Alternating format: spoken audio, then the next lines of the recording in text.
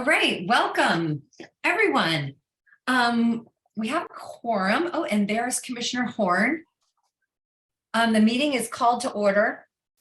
First item is approval of the agenda. I'm going to move to approve the agenda, and there's going to be an amendment. The amendment is going to be, if anyone has the agenda in front of you, we are going to delete the official action regarding 2911 Arizona Avenue. And under official actions in its place, we are going to vote on the approval of a letter to Attorney General Brian Schwab requesting a ruling on ANC developer agreements.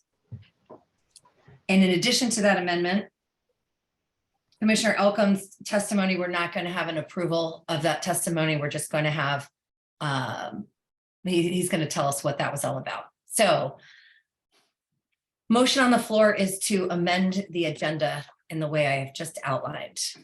All those approve, all those in favor? We have to second, right? Oh yeah, we need a second. So I'll second, and then we can vote. Discussion, vote. Does anyone have any questions or any additional changes? All right, all those in favor? Aye. Aye. Aye. The amendment passes, so the agenda is amended. All those in favor of approving the, or motion on the floor to approve the agenda as amended, is there a second? Second.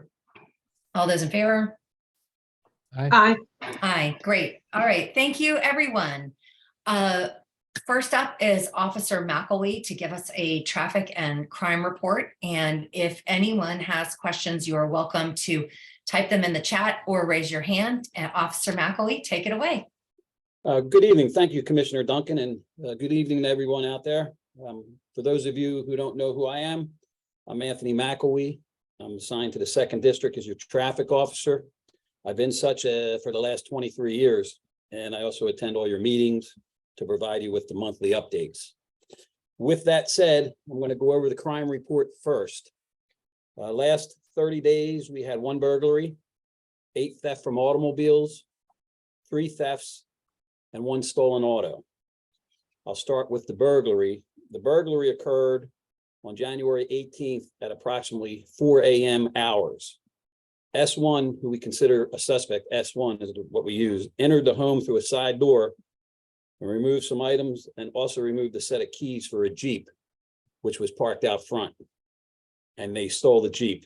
The Jeep was recovered shortly thereafter in Fort Washington, Maryland, and our 2nd District detectives are investigating this incident. Moving on to the theft from automobiles, we had 8. January 30th, 4100 block of Mass Avenue, there was an unlocked vehicle. January 18th, between 3 and 4 p.m., 3600 block of Fordham Road, we had a theft from a vehicle there. Both those vehicles were unlocked. January 17th, between 11 and 12 a.m. or in the afternoon, a.m. into p.m., 4500 Klingle. January 5th, 9 to 10 a.m., 44th and Volta, we had an airbag stolen from a vehicle. Also, January 5th, around 12 to 1 p.m., 4400 block of Macomb, we had an unlocked vehicle that had a laptop stolen from inside the vehicle. And another one on January 5th, also between 12 and 2 from the 4300 block, we had another theft from auto. And the last one we had was on January 4th from the 5100 block of Warren Place.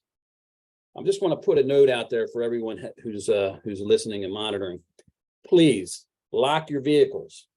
Please click your alarms. Most cars have the alarms on them. Click your alarms. And most importantly, please remove all your valuables from plain view. Even if you do lock your car and you leave a bag or a computer or something in plain view, rest assured they will break the window and they will go in anyway. Also, we've experienced some crimes from contractors actually stealing from other contractors. So if you have a contractor that's working in your house, please tell them to lock their work trucks up. and hide all their equipment if possible. And also report any suspicious people or vehicles to 911. With that said, we also had a theft stolen auto, which occurred on January 3rd at 6:25 a.m. from the 5000 block of Warren Street. Stolen was a 2020 Toyota Highlander, which actually was recovered not too far from there in the 5500 block of Carolina Place, shortly thereafter. The three thefts that we had, 4800 block of MacArthur, someone stole a license plate from a vehicle. 4400 block of Q and 1600 block of Foxhall, we had bicycle thefts. We also, this past Saturday night into Sunday, we had the sounds of gunshots reported from the 4700 block of Berkeley Terrace. Our units responded, we could not locate anything. That was around 4 a.m. in the morning. Actually, I work Sunday morning, so I went back at around 9 o'clock as per policy of Metropolitan Police. We like to go back in the daytime to check for something that we may have missed for another canvas, such as bullet shells or any other broken, shot out windows. We could not locate anything, so most likely there were not gunshots. That is it with the crime report. I'm going to go over the traffic report, and then I'll be happy to take questions from anyone. Locations that we targeted the last 30 days, two specific locations, and these locations were sent to us by complaints from your constituents or from the residents. The first one was the 4500 block of Macomb Street, I believe in Commissioner Elkins' area. Right there at Nebraska Avenue, it's becoming a problem. In the morning, Monday through Friday, you are not to enter Macomb Street between 7 and 9:30. There are clearly two posted signs, and those signs have been out there for many years.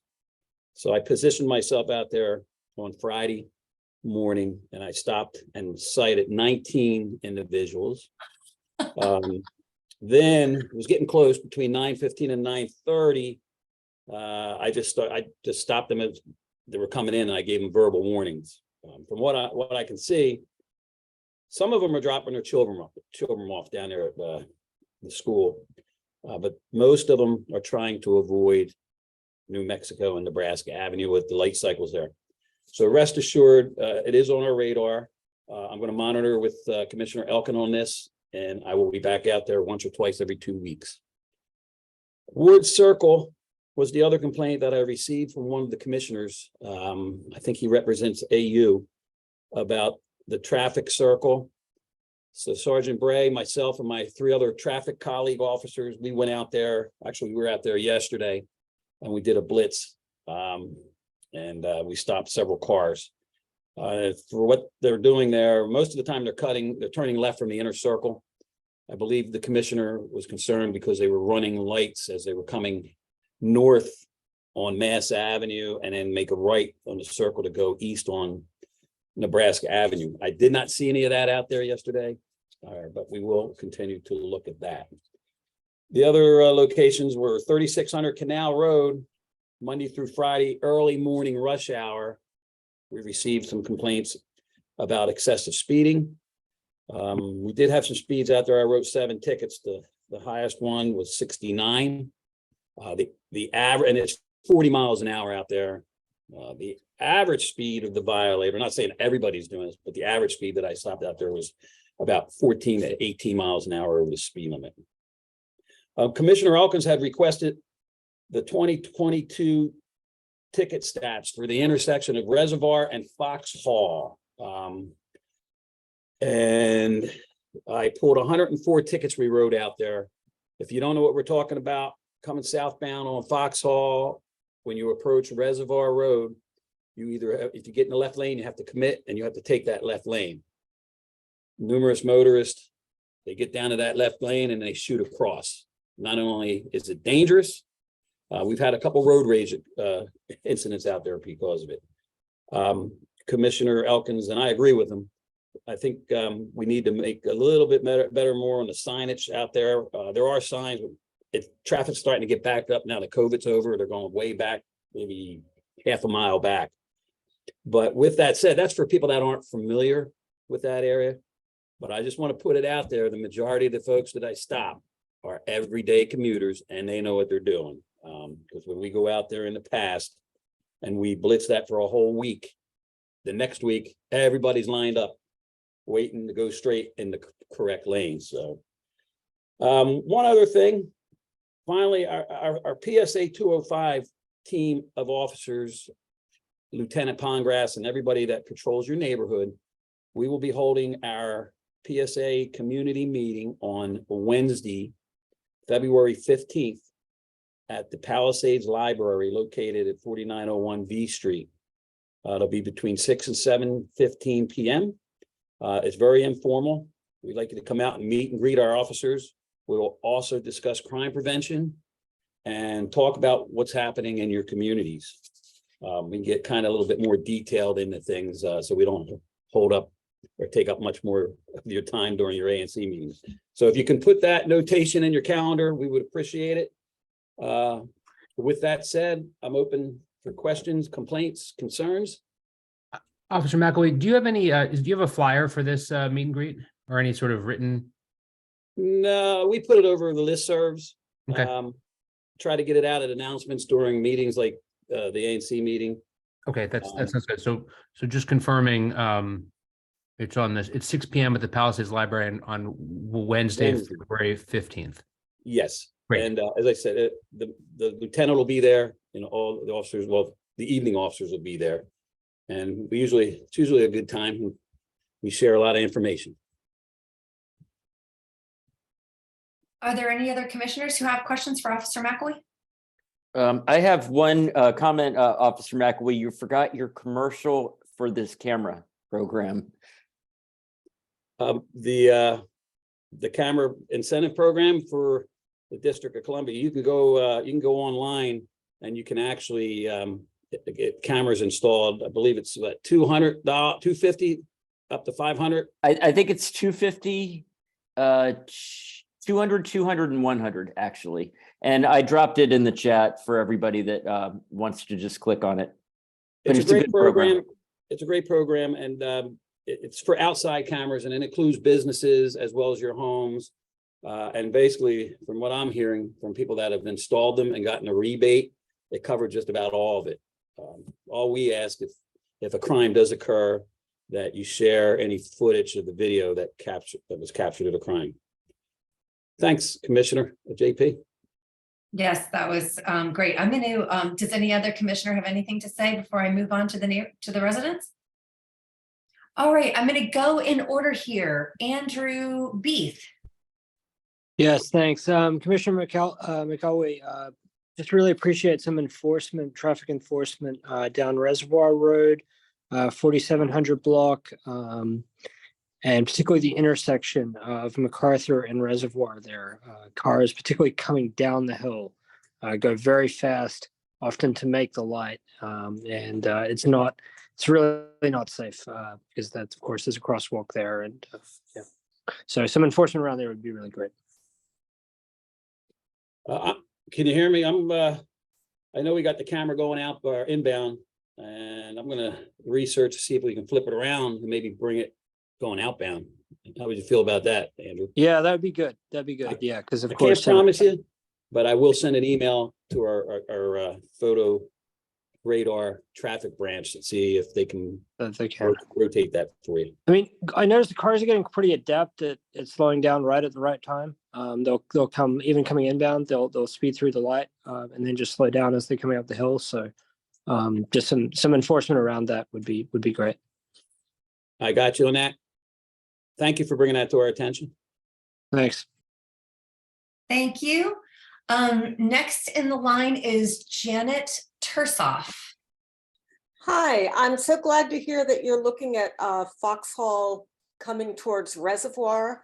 May I suggest that signs on the right are not that helpful to the people in the left lane? So maybe if things could be painted on the roadway farther back up Foxhall Road to let people know. Absolutely, Ms. Turloff. I hope I pronounced that right. We're going to look at painting that solid line a little bit longer back the left turn arrows, the straight arrows. And I'd like to see a couple signs back further, just to give the people that are, or the motorists that are not familiar with the area, a little bit more notice. And I just was out there the other day, and I can see the lines are fading. So I will put a slip in. Maybe that's something you could talk to your, maybe you got some other folks that can help us out on that, but I will put that in, and I'm going to work with Commissioner Elkins and Commissioner JP. Commissioner JP doesn't mind, so maybe we can expedite that. Great. Commissioner Elkins. I just wanted to say that I did put into the so-called transportation safety investigation the idea of painting those lanes, and we didn't make the cut this time in terms of things that the DDOT was going to work on. They're the ones who paint the lines, and they decided that we were not, that particular situation was not dangerous enough. I think the reason I wanted these statistics is I think maybe they just, DDOT just needs a little bit more data to show that in fact it is dangerous. And so I will pursue that as well with DDOT. Okay, it looks like we have gotten to everyone once again. Thank you. It's always a pleasure to see you. Yes, and I'm going to And- put my email address in the chat room, and everybody have a great night, and I'll see you next month. Yeah, hopefully I'll see you on the 15th. Thank you. Stan, all right, good night. Moving through our agenda, if Matthew Barclay is here, I think he is because he's dropped a lot of things in the chat. He is the moker for our area. Hello, everyone. How are Matthew. you? Hi. Happy Wednesday. I'm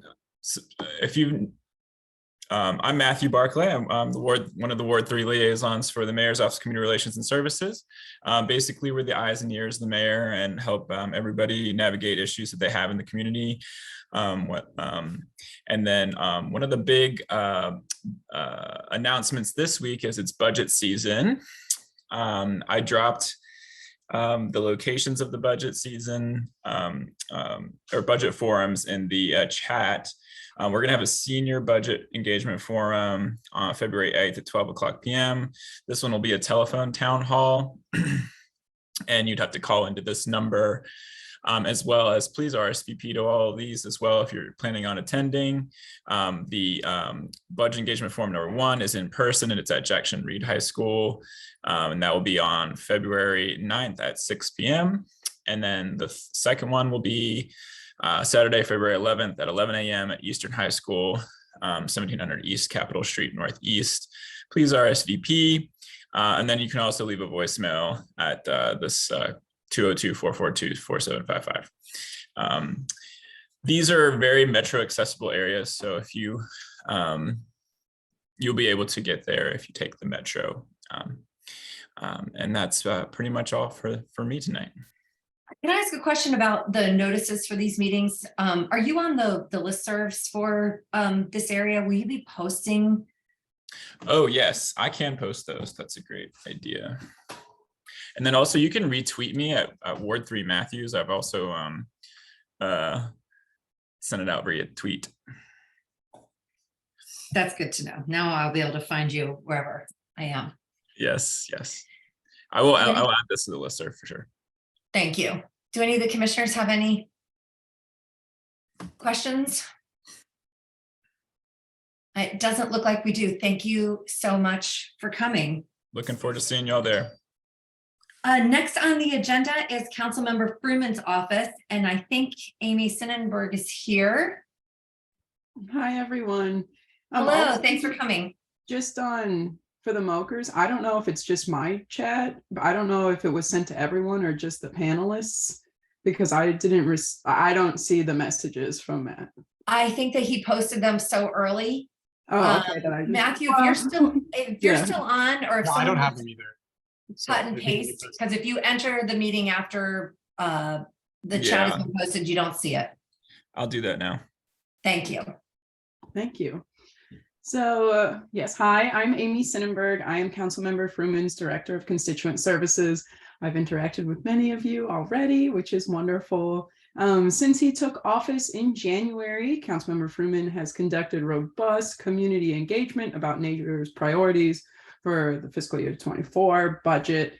And we also just wanted to thank this ANC specifically. The survey was amazing, very detailed responses, so many responses. And so we are so grateful. So thank you so much for the work that y'all did on that.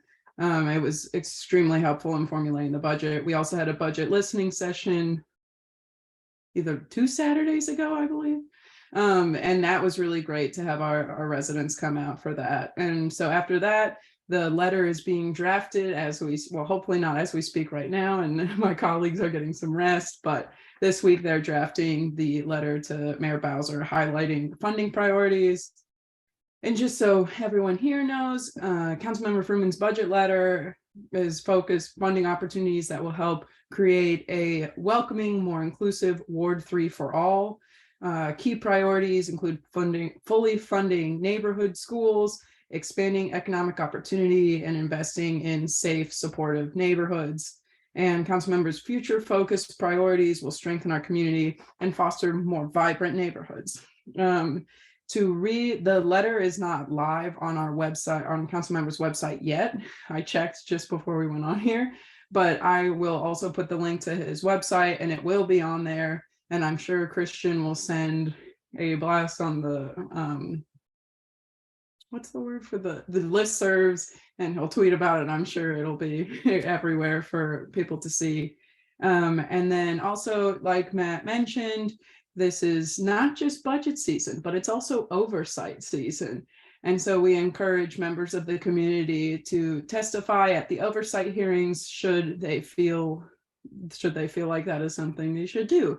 It's a great opportunity where, for example, one complaint on an agency I get all the time is with the Department of Buildings. This is a perfect place to maybe voice your opinion about, what things aren't necessarily working. And I'll put the schedule for that in the chat if Matt didn't do it already.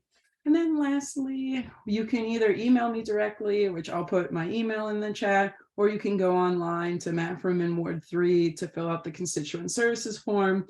It goes to me. So either way, it all comes to me, or you can call our office. I am happy to help with anything that you might need. Thank you so much. Do any commissioners have a question for Amy? And I don't see any from the general public. Thank you so much for coming. Absolutely. I'll be here throughout the whole thing. Next on the agenda is a representative from DDOT, but I am not sure I see Christian Pinero here. Does anyone see him? No, he's not. So we are moving on to our local institutions. We usually start with American University. Is Maria Barry here? For some reason, I think she's on vacation. Is there anyone else here from American University? Tricia, I'm here. Oh, great. Well, hello, welcome. My name is Corey Peterson, and many of you might remember me from Georgetown. I recently started 2 days ago as the new AVP for Government and Community Relations at American. Welcome. So, a familiar face, just a different institution. And I'm here to just give a couple of quick updates. But again, this is literally the end of my second day.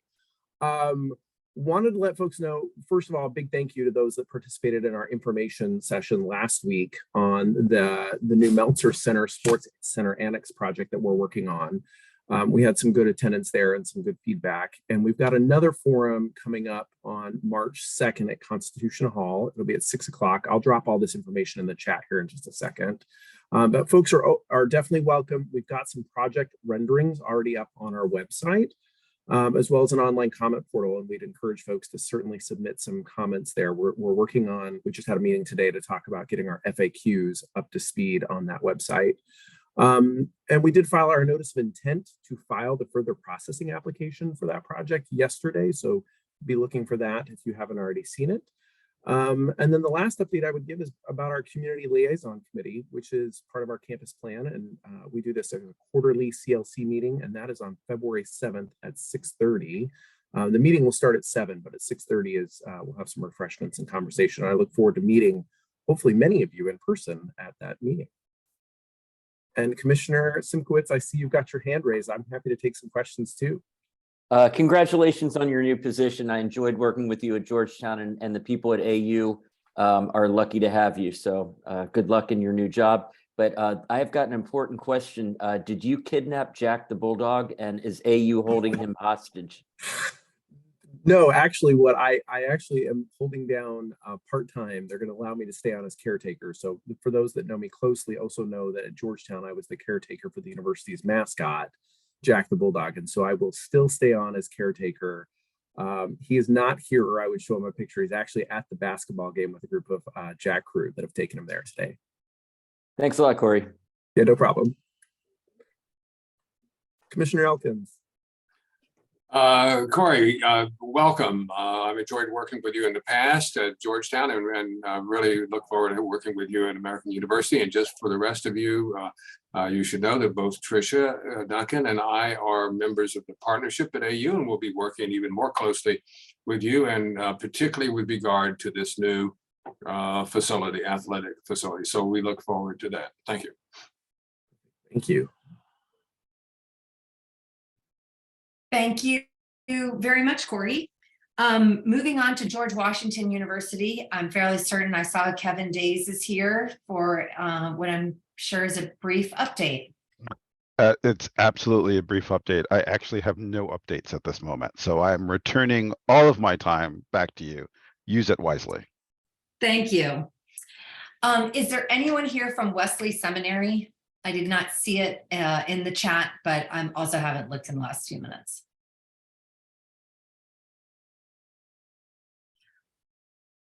Commissioner Elkins?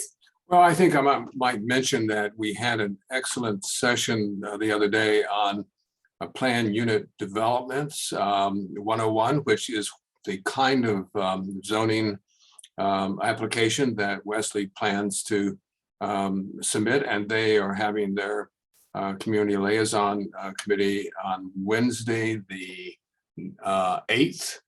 And so many of us will be participating in that and helping them move forward to reach a conclusion about what to do about their campus. So if you have some interest in that, Commissioner Duncan is the main representative for that, but I'm also trying to participate a little bit as well. Thank you. I'm getting caught up with that. There's a lot that's going to be happening there. And is there anyone here from Georgetown University who would like to say a few words? Okay, moving right along. Just a blanket, if you are here from an institution and you had an announcement you wanted to make to the neighborhood, please raise your hand. But I'm going to move on to commissioner updates. I'm going to go in the order of my screen. Commissioner Elkins, do you have any updates beyond the PUD here? No, Madam Chairman, I do not. Okay, Jeremy Joseph. Very briefly, I would just add that I had the great opportunity to attend a walk along the Palisades Trolley Trail with 15 or 20 other, maybe 25 other folks, to include members of ANC3D as well, on in the rain on Sunday. And we walked the entire length of it all the way into Georgetown and talked about potential opportunities to turn that into a usable regional asset. It's really quite a terrific place to go if you don't mind walking through 6 inches of mud, but there's great opportunity there. Thank you. Commissioner Horn, you're up next. I had the opportunity to tour the GW Mount Vernon campus, and it is a very pretty little place. Great. Commissioner Cologne Roosevelt? Yeah, we have a new Capital bike share station on the corner of De La Carlier and Loughborough. It looks pretty cool. Anyone who lives on Loughborough, go check it out. Also, I was going to bring this up if Christian was here from DDOT, but he's not. I received an email, and Tricia also received an email about how they, in 2020, the mayor lowered speed limits from 25 to 20 on all residential streets. It seems like in Spring Valley and Palisades and Kent, there are a lot of streets that should be at 20 but still have signs that say 25. And I was told that we should tell him every single block that has a street sign that says 25 miles per hour on it. So if you want to go around your neighborhood and find a sign that says 25 miles per hour, send me a picture of it, and then Trish and I will send it along to Christian. I concur. MacArthur Boulevard is dotted with 25, 20, 25, 20. Commissioner Nowak? Oh, you're muted still. She's not Marilyn, muted. we can't hear you for some reason. Nope. I know you said hi to me earlier, so we're going to move on to Commissioner Simkowitz and go back to you. Thank you, Chairperson Duncan. I don't have any updates, but this is my first meeting. I was on an airplane during our last meeting, and fortunately, we have met. I've met all my fellow commissioners.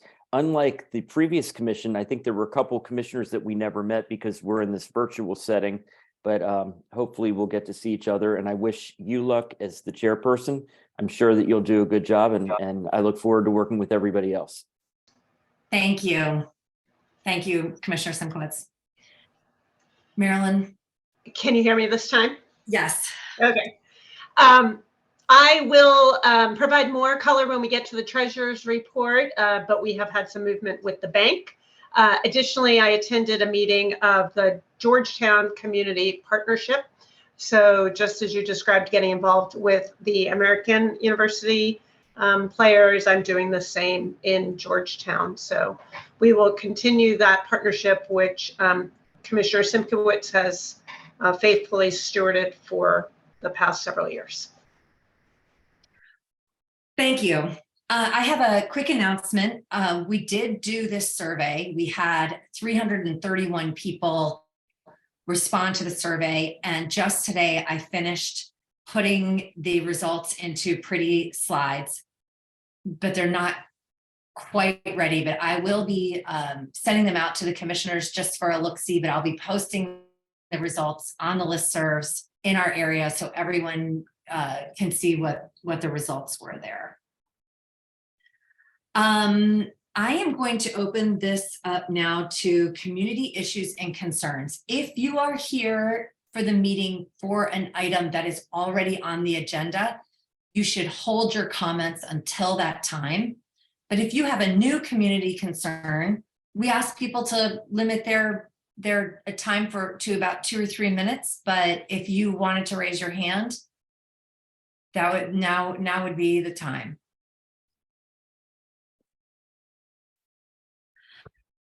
Okay, we are going to move on to our guest speaker, and I think there are a number of people here from DC Public Schools, but we have the pleasure of hosting tonight the principal of the new MacArthur High School, Dr. Harold McCray, and we are going to, I think, spotlight you here. And if the administrator maybe could take the spotlight off the commissioners at this time, because I think, correct me if I'm wrong, Dr. McCray, you might be showing some slides for us. I do not have slides. Okay. I do have information for you. Great. No, that's great. Okay. All right. Well, take it away. And if there's anyone here from your group that you would also like spotlighted with you, just let us know. We can do everything on the fly. Got you. Thank you and good evening. I appreciate you guys having me. I am excited about the opening of MacArthur High School. I've been appointed since January 3rd. So I just would like to kind of give you an overview of, for those who have not had a chance to meet me just yet, an overview of what I've been engaged in, just a brief background about who I am and then what's coming up. I'm not new to DCPS. This is actually my 4th year, but it's my 18th year in education. I spent 14 in Prince George's County and then transitioned over to DCPS and been loving it. And it is my home and I'm definitely going to retire here. The work that I've been engaged in over these past couple of weeks has been really, really beneficial. It's been really exciting, a lot of work, but it's been worth it. The first one is my engagement tour. I have toured various schools to engage students, just to ask them about what they're looking forward to into their high school experience. Because a lot of times, you know, as us as administrators, we can make a decision, but without the voice of the people who actually have to benefit from it, I thought it would be a great gesture to hear those wants and needs from students. And so with that, I met with Hardy Middle School, which is our direct feeder patterning school, and then also two additional schools, which would be Oyster Adams and Deal Middle School. And precisely why I met with those particular schools as well is because I know they feed into Jackson Reed. And part of the reason why the school is opening is to deal with the overcrowdedness that is actually happening at that particular school. And there has been interest generated from those schools. So I wanted to make sure that I had an opportunity to engage with those students as well. I've also met with various content teams within DCPS, specifically around programming for the school that's coming this fall, because I wanted to ensure that I was including the information from the surveys that I received that happened prior to me being hired, as well as what are the requirements of District of Columbia Public Schools for students to graduate. And so those decisions have been pretty much made for the month of January. And I thank all of those who have been involved with that particular process because it's been very helpful. I've also hosted a open house virtually that happened on January 14th when we met with various community members, parents, and students, and just gave them information about MacArthur High School, what we'll be offering in the fall, and to kind of get them to choose us, as today was the last day for those who were in the lottery to submit their application, and enrollment opens for our students who are feeding into the school March 31st. So I've done that work as well, attended PTO meetings, other ANC meetings, various events and partnership meetings as well. I just met with the Palisades Library who were phenomenal hosting us the last week and gave us great resources and working really hard to partner with us. So it was greatly appreciated. Coming up for the month of February, I'm switching my focus into the hiring aspect of the faculty for the building, which is extremely important. I believe in hiring early so that way we can catch the best candidates that are applying to the District of Columbia Public Schools, as well as making sure that this is not a rush decision. With this being a brand new school, I want to make sure that I'm getting the right people who are going to be in front of our students. And so a lot of my time has been spent with that. I will host a staffing information session, which will be on February 10th for those who are interested in working at MacArthur High School. And during that time, I will give an overview of the school, kind of talk a little bit about my vision for the school, and then talk about the positions that will be available, and then kind of give them a synopsis of what it will be like working at MacArthur High School. Of course, it's going to be new, so a lot of that, some folks come with anxiety, but once you really get to understand the direction that we're going and just being a part of history, because we definitely will be making history with this opening of the high school, I think we will definitely have a great turnout. So far, we've had over 90 people who have registered for the event, who are interested in working. My inbox is daily getting flooded with information and resumes. And so we're combing through that, and we're just excited and ready to open in the fall. So I'm here with my team. Oni is online. I think Damien's here with me, and Diana is here as well, just in case we can field some of those questions. So if it's possible to spotlight those individuals for me, that would be greatly appreciated. And thank you for having me. Great. I see everybody coming in. I'm going to ask people to raise their hand. Commissioners and members of the public are welcome to do that. And we're just going to jump right in. Commissioner Simkowitz.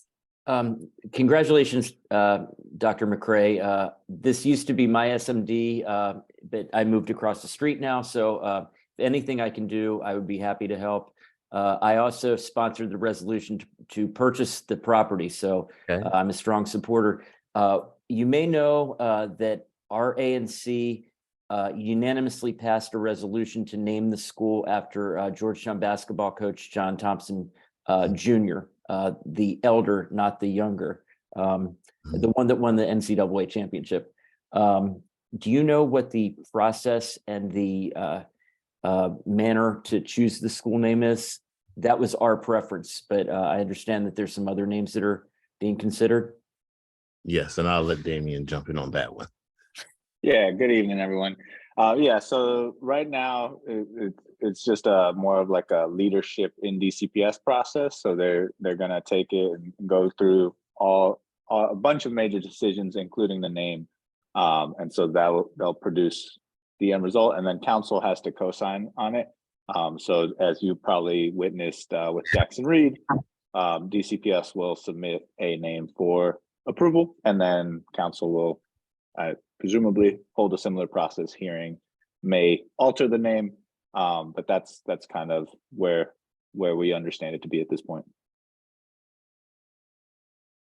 Thank you. Thank you, Commissioner Simkowitz. I am going to move through the commissioners first. Commissioner Joseph, go ahead.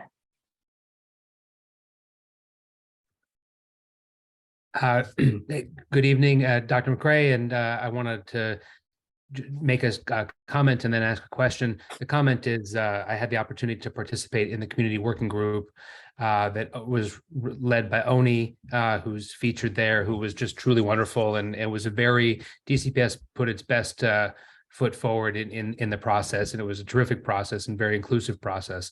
And so congrats to Oni for that good process.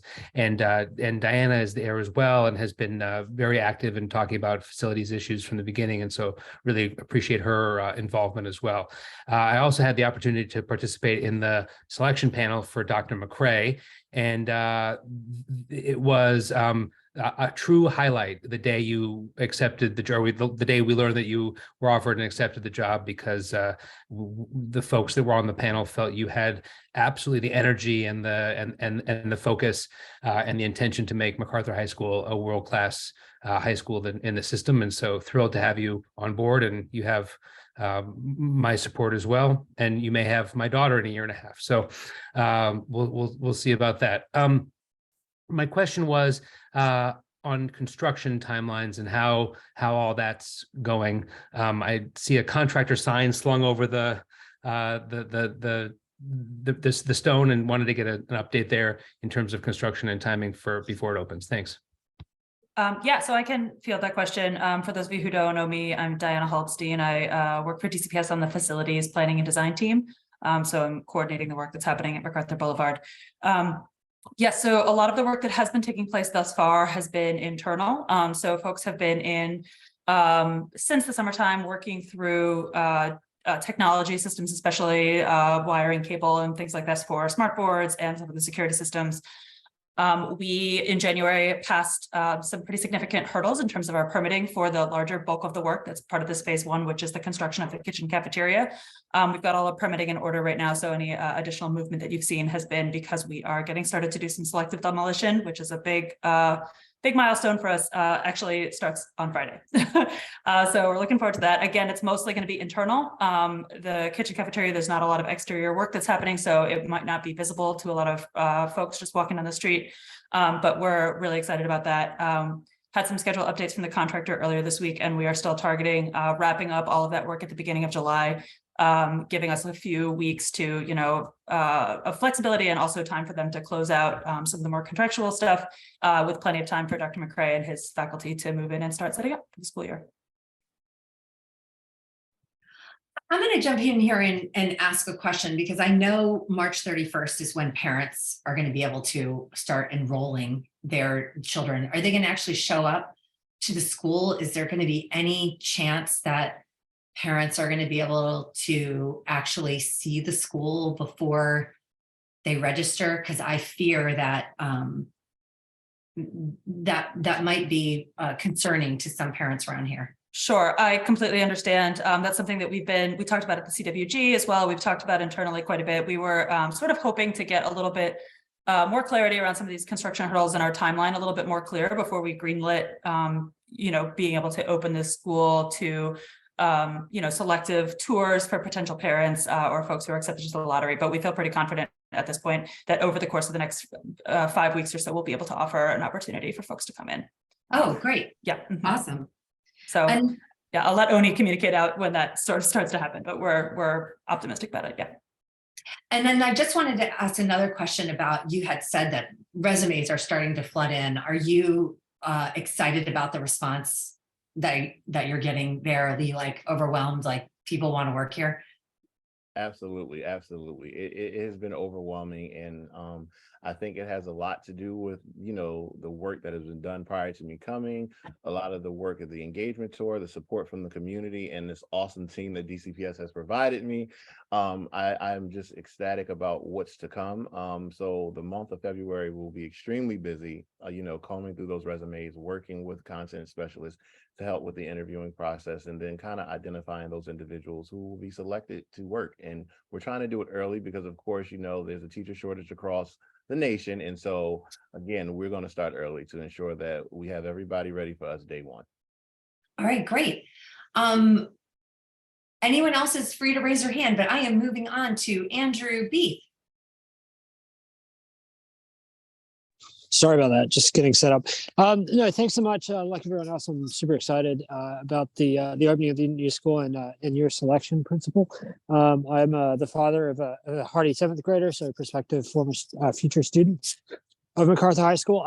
My question is about the mascot selection. I'd seen an email about that come out, and I'm just wondering. I didn't see any options in there. Maybe I perused it too quickly, but it would of course be nice to have a mascot that sort of potentially reflects at least the local fauna or somehow relates to DC. And to be frank, I just felt like the options were maybe a little bit generic. And I was also wondering whether it might not be optimal to delay that selection until after the school name has been chosen. So I was just wondering if there would be any options to kind of maybe revisit that after the school name has been decided, and maybe to potentially include options that are, that represent the community, to the local community and the city at large. Thank you. Great feedback. What we've done to engage, there was a number of selection choices that the students have submitted in order to choose from a mascot. And the purpose of what we've done with that engagement tour, we also had to look at other various high schools within DCPS and other schools as well to ensure that we were not choosing mascots that were already taken by other schools. And we wanted to make sure that, of course, that it was exclusive to us. And I'm really surprised by the results of what the students are choosing. But right now, the Mammoth is in the lead. And what it was is that when I spoke to students, they were really trying to connect the mascot to the what is the last part that I asked the students to put into the survey, the core values. And so how are we going to tie the core values, what the school is going to stand for, into that? The reason why we had to move forward with choosing the color and the mascot at this particular time is for the purposes of branding and for the athletics. So once we get a official name, this can be a conversation that will definitely resurface back to the table. But for the purpose of making sure that we have something once school opens, we had to move forward with this particular process. Unfortunately, I don't have a date and when we will have a new name for the school, but I'm sure once we get that information, the conversation will be open back up for the community to participate. Excellent. Thank you. No problem.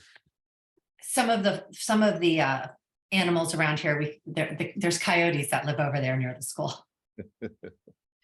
And we have seen an eagle in the last couple of weeks. So they're down there by the river too. So there are a lot of local things, but I can see why Mammoth was chosen. No one else has their hand raised, but we are doing very well on our time. And I was hoping that DCPS, you all might be able to stick around for our next discussion. One of our official actions is on transportation for the school. And I think it would be very helpful if you heard this robust discussion on that. I'm sure everyone here would give you a round of applause. We are very excited to have you. Thank you. And thank you so much. No problem. Thank you, guys. All right, we're going to spend a few seconds here. Oh my, putting everyone back on spotlight. I think we're running this meeting very, very well. So thank you to our administrator. We'll let everyone come in, and I'm going to move on to our first official action, DC budget earmark for bus service to the MacArthur High School. Commissioner Elkins, take it away. Thank you, Madam Chairman. If I could ask that Troy Kravitz be highlighted, and Andrew Beath, if you would be willing to join us as well in this discussion. I think there's tremendous enthusiasm here in the community for this new high school, and we want to make it a big success. And one of the elements that we've been focused on as a ANC, and specifically the Transportation Committee, a work group run by Andrew Beath, with Troy Kravitz's participation, as well as a number of other neighbors, is focusing on how people are going to get to this high school. We are sort of in the corner of Ward 3, no secret to that. And it's not like we're next to a metro or something. And so transportation is important. And this committee has been focused on the fact that success for this school will depend to some extent on how easy it is for students to get there and to join up and to populate this school. So that's been our singular focus. Trying to make a difference in that regard. And we have a letter in front of us tonight that is addressed to Councilmember Fruman, asking that he work with the mayor to find money to fund bus service to this high school. And we took a look at what kind of bus service and metro service the other high schools in this district have in the city. And it's in the letter, and you'll see it's quite remarkable. Jackson Reed actually is in pretty good shape. They've got 13 buses and the metro, of course. And Cardozo has 15. But the average across all the high schools in the district is 7 buses, and 50% of them have the metro service. And it's no secret to the people on this meeting that there is one bus that goes by the high school occasionally, and there is no metro, of course, anywhere near. So this is a major concern, and we think we see a solution to that. And so I'm going to stop with that and propose that I want to put forward this letter that has been on the website for some days and available to the commissioners. But I want to turn first to Troy Kravitz, who's done yeoman's work on the details of some of this, to see if you have some words of wisdom for us, Troy. Well, I've never really been accused of that. So thanks again, Chuck, for putting me on the spot. Really regretting dialing in here. With Jeremy Joseph, I served on the CWG for setting up MacArthur, and previous to that, the CWG for MacArthur and Foxhall. One thing that became clear was that there really isn't viable transportation options, and I didn't think that, frankly, for DCPS colleagues, you're on the call, I don't think you guys have been taking it seriously enough. There's been talk about that the school is difficult to reach from other parts of the city, and then, you know, an admission that it's even difficult to reach from other parts of Ward 3. But the truth is, it's difficult to reach from the inbounds areas for the school. I put together, I used a modest trip planner and looked at the distances, the travel times for various inbounds areas. And for Spring Valley, in my house, it's 62 minutes in the morning. I live, I don't know what it is, 1.5 miles up the hill. From where Quentin lives, it's more like 75 minutes or so, or 70 minutes. From Cleveland Park, it's between 50 and 60. From Wesley Heights, it's between 50 and 60 minutes. From Glover Park, it's 40 to 50 minutes.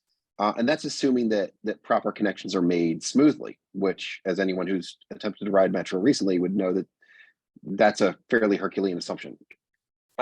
So Chuck actually put together a call with DDOT to get a better understanding of how DDOT views bus lines and things like that. And that call and some previous work motivated us to put together some roughly proposed lines. Now, these bus lines are not, what the message that you should take from the lines that are depicted is not that it should follow this exact route or stop at this exact place. It's more of a proof of concept. By creating a fairly simple loop line that goes from Cleveland Park and hits Tenleytown, it goes through Spring Valley along Wesley Heights, up through Glover Park and Cathedral Heights. You put a loop line, you put it in both directions. you can do 15 to 20 minute headways. That means a bus picking up every 15 to 20 minutes. You let it run for 12 hours a day, every weekday, and it's actually pretty cheap. It's like $3.5 million, which, given that the school spent 45 to buy, or the city spent 45 to buy the site, and untold more, they're proposing, I think, about 30 to renovate it. You know, $3.5 million a year to actually make it successful from a transportation perspective is quite affordable. So one of the lines depicted is a loop line there with some cost estimates attached. There are also kind of a north-south line and east-west line if the decision makers decide that they want to go a different route or different direction. All of this, again, is just proof of concept.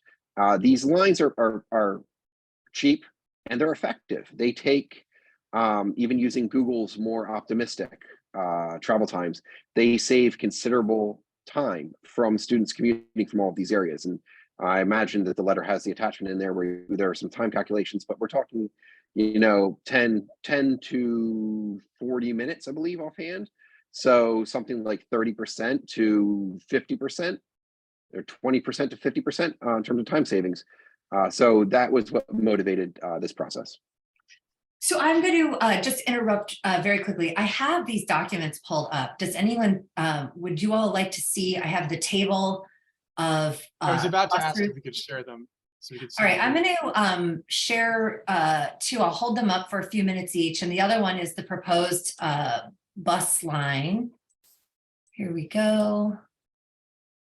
All right, here. Does someone want to talk about this graphic that's up here? Hopefully you guys can see it. This is the table that shows each of the high schools in the district, and the name on the left hand. Down the middle column is the number of nearby bus routes, and I took this from DCPS website. So this is not my judgment. This is what DCPS tells people about how to get to this high school. And finally, is there a metro nearby? Once again, from the school system. So it's showing, as you see, an average of 7 across all these schools, some of them quite high, and with us with 1. And those of us, of course, who know that particular line realize that it goes along MacArthur Boulevard, which is good for people who live on MacArthur Boulevard, but for people who live in the rest of the inbound district, which includes Spring Valley, Wesley Heights, Cleveland Park, et cetera, it really has nothing to do with getting people there. So that's essentially makes the case that there just is not service for those people who may not know the neighborhood and need to have these data. I'm now going to switch over to the attachment. And correct me if I'm wrong, Mr. Kravitz, this is sort of a rough outline that sort of picks up near where most of the inboundary, where the catchment area of the high school is.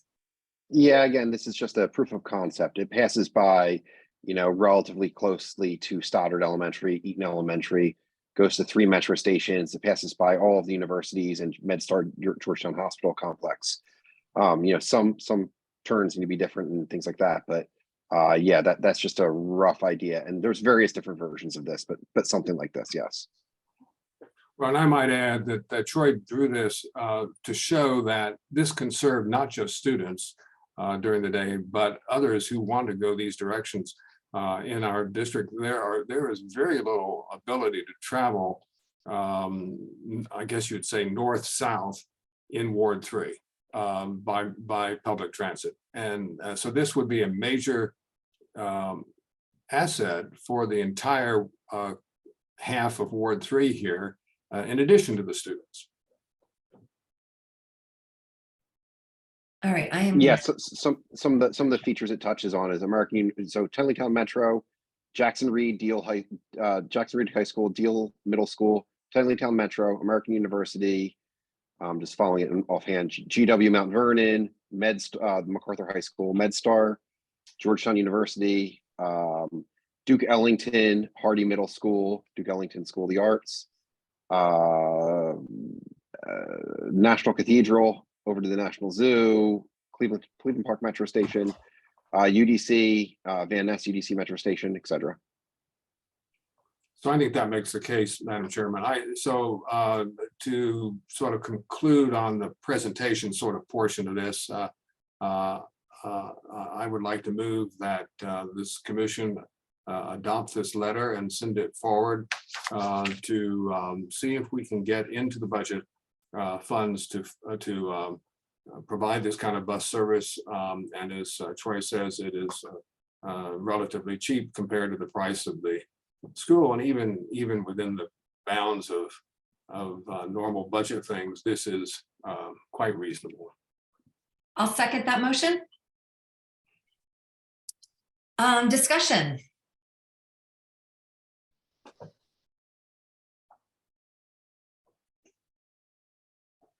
I am going to Andrew B. call. I think we can just call for a vote. Andrew, do you want to say a few quick words? Yeah, just very quickly. So I just want to know, so we obviously have this working group that's been looking at kind of options to allow students to travel safely and efficiently to the new school. And this is, kind of, I think, a byproduct of some of our work, but obviously a lot of groundwork that was done by Troy and his knowledge, and it's really fantastic to see. But I think just to be clear, this is, I think, probably a necessary step, and maybe one of the most necessary elements that would comprise that transportation plan, but I don't think it's necessarily sufficient. So we're continuing our work, and we expect to come out with kind of other proposals in addition to this. But I very much see the need to move ahead with this now. And as I said, I think this is probably the most critical element in allowing students to travel safely and efficiently to the new school. Thanks. Thank you, Andrew. Jack Wells, would you like to make a comment or question? Yeah, I was just going to ask if it would be appropriate to ask Dr. McCrae and his team if they have had any discussions with either USPS or with DDOT about the transportation issues relating to the new school.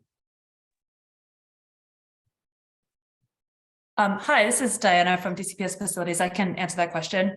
If that's, yeah. So as part of the facility side, gear up to open the new school, we performed the first portion of a traffic study and are working through the second portion, which we know we'll have some more information forthcoming. But a part of that also did highlight this issue. Really appreciate all of the effort that this community has put forth in terms of liaising directly with DDOT. All this incredible groundwork, I think, is really impressive and is definitely heading in a direction that I think is extremely positive. For our part, we have been engaging with DDOT and with WMATA regularly since probably about the late spring run, about when we started the community working group. I know that they have been, you all have been doing the same thing. I think that from the two angles that we've been working on, I sense that we've got a lot of progress, and I don't mean to speak for DDOT at all. I don't feel equipped to do that, but the most recent meetings that we've held with them, which were as recently as last week, things have been looking really positive. I think that they seem very keen on doing what is possible to be able to push this forward, or this kind of service, something to assist with the school. They recognize the issue, so we have been working behind the scenes and are optimistic about it. I have a general question. Who is responsible for making sure kids have access to their schools? Is that DCPS? Is that OSDE? Is that DDOT? Is that WMATA? Like who has ownership of making sure kids who are in boundary for this school can get there? That is a great question that I don't think that I know the answer to, that I would like to follow up with you on if I can. I know there's a lot of players that work towards it, but I honestly don't know at the end of the day who is responsible, whose shoulders that falls on, which is maybe embarrassing for me to admit, but it's. I would like to that graphic that we showed that has the high school besides MacArthur that has the least amount of public transportation has 7 bus lines showing up. Yes. So it could be that no one's had to take responsibility because the high schools have been there Right. But I don't think that that question is going away. So No, I find out.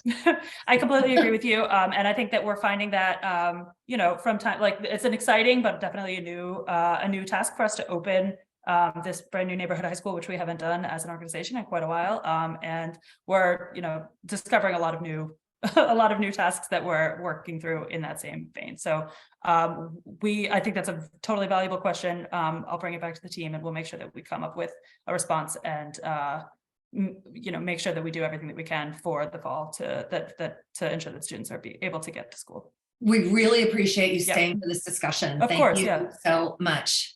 Moving on to Miss Janet Nash. Hi, can you hear me okay? We can. Yeah, so I have heard about this idea because I'm on the community working group. And one of the things that's crossed my mind is what if the council doesn't want to devote and vote for increasing the budget to have transportation that sort of looks like a favoritism to part of Ward 3, not all of Ward 3, and certainly not to any of the children or students that would come from Ward 2 or through the lottery process from other wards. So I have this sense that the council is not going to fund this. So then what do you do? Well, if I might respond, I think it's too early to of course, reach a judgment in that regard. Councilmember Fruman has yet to essentially make his proposal. And we have not seen what the mayor's response will be. It would certainly help to have this in the mayor's budget in order to convince the council that this was worth doing. And so I think, I guess I would have to say, what is the alternative? And maybe that's what you're asking as well, if they don't do this. And so it's my sense that this is a case where the entire neighborhood, and in fact, not just this neighborhood, but certainly the entire in-boundary neighborhood needs to get behind this proposal. Not necessarily this particular route. I mean, we're not trying to sell a particular, it stops here and turns this corner here. It's too soon for that. The question is, will there be money in the budget for a bus service to this high school? That's where we need to focus. And then we can worry about the details later with professional transit planners. So I think this is a case where we need to rally support across the entire in-boundary area. And I think you make a good point about people out of boundary. Thank goodness the D6 does provide some service in that regard, but probably not adequate. So right now, though, we are focused on what, in our judgment, is a very large need, which is serving the in-boundary students. I would also like to add that, you know, this plan is going to bring kids from the metro. So this is going to serve every student outside the city who has access to a metro station. You get to the metro station and then come to the high school. Quentin, did you have something you want to say? I was going to say that Troy did draw in the Tenleytown metro station. That was, I think, the goal for every out of boundary student. As long as they can get to the Tenleytown metro station, then they can take the bus down to MacArthur. I know I am not going to this high school. Unfortunately, I am, too late to go to MacArthur High School, but I would be using this bus very often too. I bet AU kids would like it. I bet kids at GW Mount Vernon would like it. I think it could be really helpful for the greater neighborhood, not just, the students living here and the students who are attending that school. I think it would be really beneficial to have something going from Massachusetts Avenue to MacArthur Boulevard, because right now it's just impossible, basically. Agree. I am going to call on Amy Sonnenberg with Councilmember Freeman's office. Hi again. I just wanted to say thank you so much for this discussion. I'll be sure to, when I go in the office tomorrow, to make sure that this specific point is heard. I'm sure that it's on the budget priorities that's been compiled, especially through the surveys and whatnot, but also just I posted the link to the council members' budget priority form. So please make sure, if you want, make sure your voice is heard by sending something in that regard. But I just also wanted to say I will bring this to his attention. He is obviously very passionate about education and is very aware of this problem and is looking to fill that gap. But I just want to put a plug in that, make sure you're heard by doing that. I'm not as in touch as our legislative director and our legislative assistant and the council member and our chief of staff as to what is actually coming in. So I'm sure it's there, but just make sure to thank you for flagging it for me now and also put it in the form. That would be helpful. Thank you. Thank you for speaking up. Mr. Kravitz, you're up. Yeah, Amy, the council member said last week at the ANC3A meeting that this was going to be one of his budget priority items for his request towards the mayor. Right, absolutely. All right, I would like to move this meeting forward and get to this vote. Are we ready to call the vote? Chairwoman Duncan? Yes? Could I propose just one amendment to the letter to request the that it mentioned a covered stop? This is a great idea. So is there a motion to amend? You want to make that motion to amend? Yes, I will second that. Not to jump in, but I think this would be good if we added a sentence or two about the stop that I believe is at near Q in MacArthur on the north side be a covered stop for students. I cannot tell you how many times I have seen kids outside of Hardy, 25 kids waiting for a bus in the rain. What do you think about that amendment? I will accept that as a friendly amendment. I would ask Commissioner Joseph if you could write some very specific language, not instantly here, but so that after the vote, if in fact this is accepted, we would be able to immediately send this letter. This letter needs to go as soon as possible. Yeah, absolutely. My only thought would be, we don't know exactly where the bus line will run or the direction that it would run in. And so my suggestion would be to just ask DDOT or Armada to add covered stops for whatever buses while the kids are waiting in the afternoon to take the bus. Is that acceptable? Right. If you can write me a specific sentence and tell me where to put it. I mean, we're into the final edit here. So if you would do that by tomorrow morning, that would be helpful. Certainly. Do we know which direction? So certainly the D6 running west to take kids west would need a stop. Presumably there would be kids heading east as well on the D6. If there's another loop, so that's 2 covered bus stops.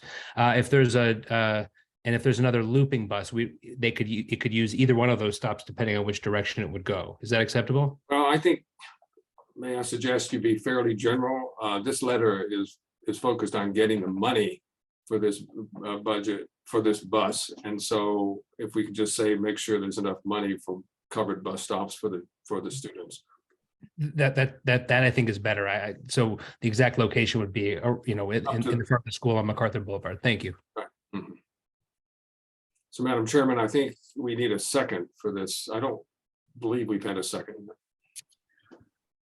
I will second the motion as amended. All those in favor?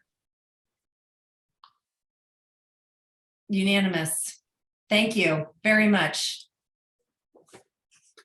Okay, we are moving on to another bus letter. This is the need for improved bus service in the Palisades. And I am going to pull up the letter and share it because I changed my letter slightly in that I reordered some of the paragraphs. And give me a second here. Memorandum of understanding.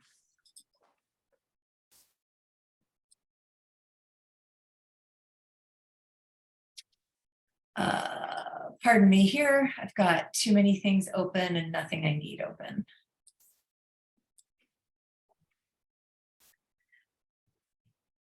I can share it if you like. Can you share it? Thank you Yeah. so much. I know I sent it to you. I'm just bogged down with new opening things. So I didn't change any of the actual wording. I just rearranged the paragraphs so that our ask is at the top, but I wanted to tell everyone what this letter is about. So right now, WMATA is doing an initiative called the Better Bus Initiative, and they spent the last few months collecting data and survey, and they just closed their window of comment. So we're sort of sending this letter as, please look at this, because most of your outreach were to existing bus users. And we feel like the majority of the people who live in ANC3D are what they consider non-riders. But we did this survey with the community, and the number one thing that our community wanted was better bus service. I have also since received from, I am on the Better Bus Initiative newsletter. It's called the Better Bus Dispatch. And a few days ago, they put out some findings.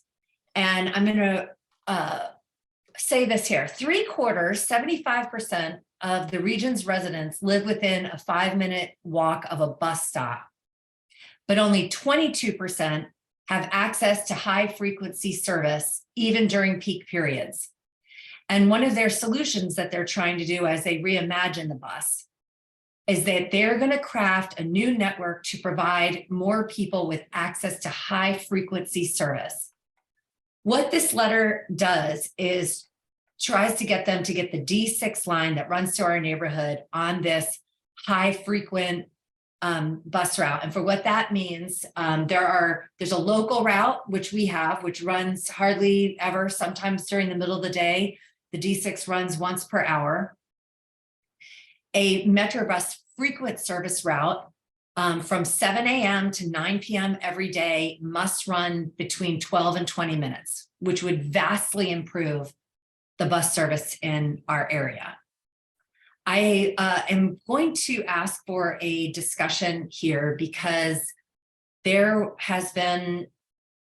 received a lot of input of including the N4 line. And for those commissioners who don't know, the N4 line runs along our SMD in Spring Valley.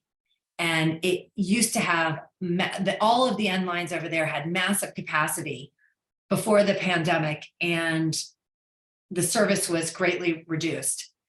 And Quentin and I have discussed this. A part of us feel like they're going to reinstate the N lines anyway, but I wanted to ask if we wanted to focus on the D6, which runs to the heart of our ANC, or if we should also, in the first paragraph, and I would make 2 other small adjustments, include the N4 line in this letter as well. And I am happy to open this up for a discussion. Right now, there's actually no motion on the floor. Commissioners? Does anyone have any questions? Wait to see what Troy says. Commissioner Elkins. Well, Wesley Heights is also served by the N line, and the service has degraded. And I certainly don't think I certainly do think it's helpful to encourage them to increase the service, but I would say that that need pales by comparison to what the problem is with the D6. And so I think we need to have the proper emphasis here. I think the main emphasis needs to be on the D6. I think the Palisades area is severely deprived of good transit, and Wesley Heights and Spring Valley don't have as good as we want, but at least it's there, and it does run reasonably regularly and serve pretty well. But so I wonder whether there's language we could add, and does it have to be in the first paragraph? I guess I would ask.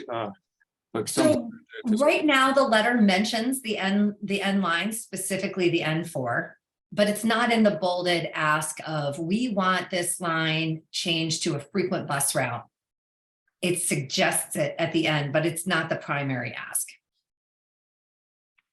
That was sort of a strategic. I would not mind hearing from, are there any other commissioners who have questions about this before I open this up to non-commissioners? All right, Mr. Kravitz, please. Yeah, so I don't understand Chuck's statement that the D6 is materially different than the N lines. The same lack of service seems to pervade service, the same lack of, yeah, it seems they seem to be afflicted by the same problems. In the N lines case, I sent you some data that WMATA had sent me from years before. The N lines were the 3rd busiest line in all of Western DC and the 26th busiest line out of 63 in all of DC. And the response to that, they were carrying 90,000 passengers a month. The response to that has been to steadily increase headways. Year after year, they get more and more distant. And now we're at the pace where they're getting rid of the 805 one in the morning, just basically doesn't show up reliably. So I don't see any reason to treat the N4. I don't know as much about the N2, to be frank. I don't see any reason to treat the N4 differently from the D6. It seems like they're afflicted by the same problems to me. Thank you. Mr. Beeth? Yeah, so my family rides the D6 every day to get to school, so we're absolutely dependent upon it, and I would love to see it improve. I think the service quality is terrible, and so yeah, I'm very much in favor of that. However, I would also encourage an inclusion of a request to reinstate the D5 as well. So I've sent you, Tricia, my thoughts on that. And I just, prior to the pandemic, there was a very, very heavily used bus. It was very important for people going from our communities and also from Glen Echo to get downtown, and did so probably at about half the time that the D6 does. I don't believe the D6, because of the circuitous route that it takes, is an efficient option for commuters. And I think without the D5, there are a lot of cars that are driving down MacArthur Boulevard, down Reservoir, that would otherwise, full of people who would otherwise be taking the D5. So I would encourage the inclusion of a request for the D5. And if it doesn't go on this resolution, it would be great if a resolution could be taken up in a subsequent month to make that request, that service being reinstated as well. Thank you. Commissioner Nowak? I would just add support to what Mr. Beeth just said. I think the D5 is critical. I think that it was pretty well used before it was suddenly stopped. And again, it goes directly by the new high school, so it will support the high school along with the D6. So when the D5 was running, was that only during rush hour? Would it serve after school?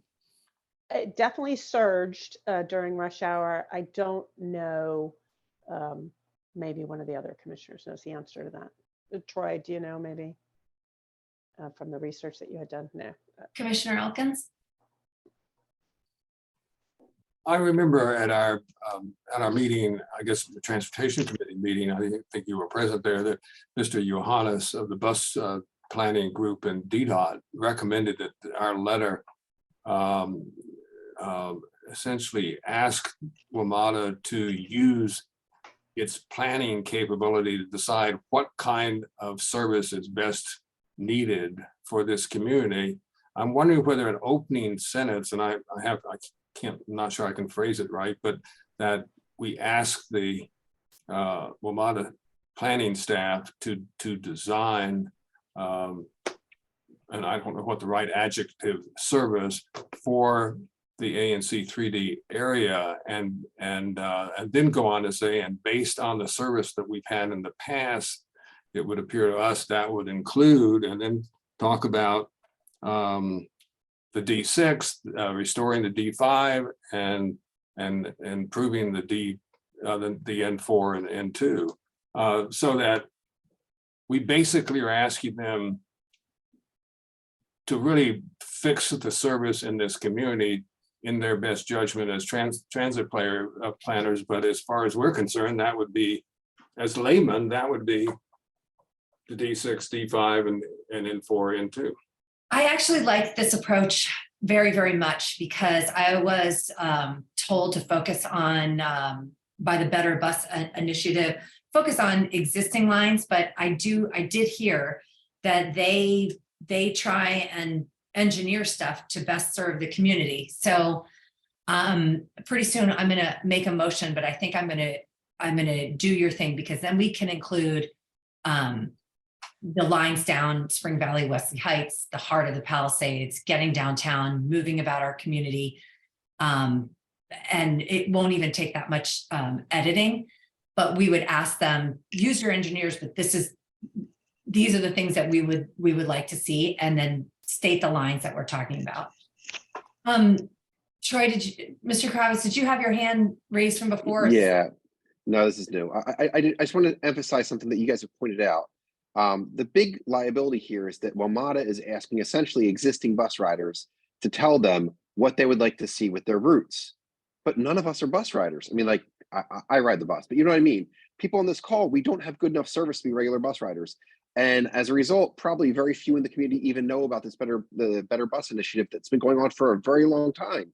And I'm fearful that WMATA is going to reply back that they just didn't hear much demand from these areas for better bus service, without realizing that their methodology effectively prevented people from weighing in. So part of the letter acknowledges that their comment period is over, but that we are non-riders wanting to be riders. So when they look at this area, please help the people who rely on the bus now, but also try and garner new riders. And Yes. they did try and reach out to non-riders. It was just harder to reach them. I'm sure we were a hard cohort to reach in general, but we all need to understand we also have people who live in our neighborhoods that do not have cars, and this bus is a lifeline. I would just, Trish, I would just say that, like, this call has some of the most informed people in ANC3D on it. And I'd venture to say that few, if any of us, even knew about the Better Bus Initiative 4 months ago. Like, that's a problem. I agree. I was nice about it in the letter. Mr. Wells. I would just add that the answer is yes, the D5 only operated during rush hour. And I think the D5 would be an extremely efficient way for out-of-boundary students from outside of Ward 3 to get to the new MacArthur High School by way of the Foggy Bottom Metro stop.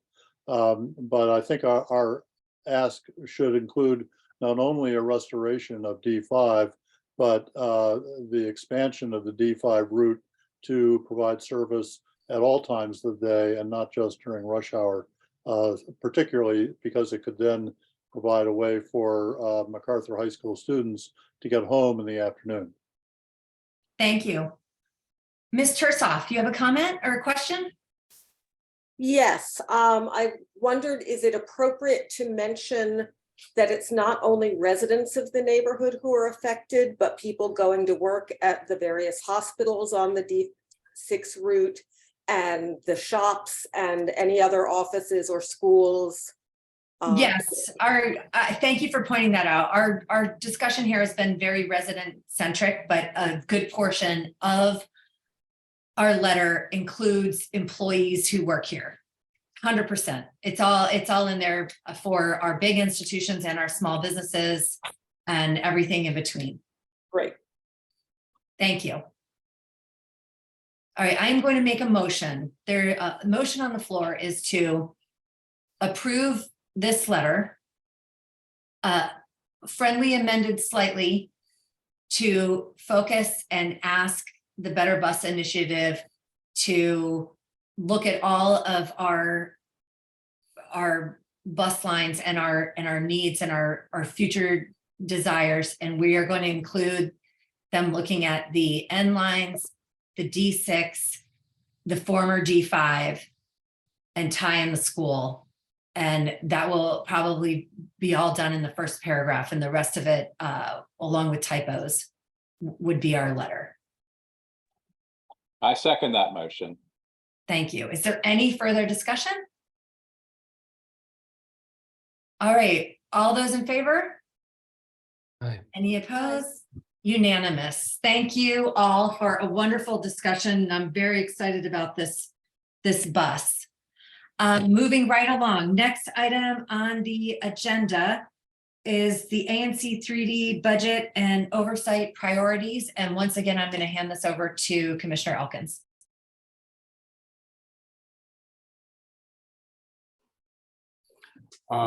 Thank you, Madam Chairman. Brad, are you able to bring this up on the screen? I'm sorry, I'm not prepared to do that myself. 1 second. While we're doing that, the purpose of bringing this forward at this time to the commission is that we are in the midst of oversight and budget hearings. And in the past, we have not really participated that much in those hearings. I personally have done it, maybe one or two others have occasionally, but you'd be surprised how many people from across the district participate much more actively than we do. Last year, the Transportation Committee recommended that the ANC take the initiative to send a letter to DDOT with regard to their operating plan, thinking that might be an effective way to get our ideas in front of them. And it had some successes, but not a whole lot. And so the suggested strategy this time is for this commission to agree to a set of priorities written in fairly sparse language, not long letters at this point, that hit the main points. And the points are primarily in terms of a broad statement with regard to district needs, for instance, improved bus service and bike lanes for students to travel to school safely. That would be something that's worthwhile from a whole district point of view, but then of course have our specific ANC3D item underneath it. That is essentially the design of most of this. The Canal Road is an exception to that. So my wish would be that two-step process, that tonight, after looking at this, if we have any edits, of course, make those edits, but otherwise approve this as these are the transportation priorities of ANC3D for this year going forward. And then I've already posted a description of how one can testify at these at the oversight hearing coming up on the 27th of February. And I would like to encourage both commissioners and members of the Transportation Committee to be witnesses at this hearing and to take up some of these topics in detail.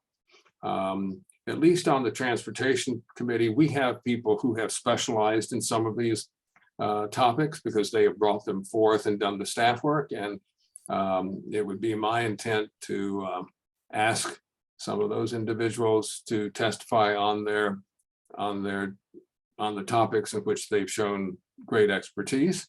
But I would also like to see commissioners do this. It's not that hard anymore to testify in front of the council. It used to be you had to put on your suit, your coat and tie, go downtown, wait while they finished another hearing, sit there for 3 hours and finally get up and testify for 3 or 4 minutes and sit down. That's not the way they do it now. And you can do this by Zoom. And you have the more likely to be asked some questions as part of a panel or whatever. I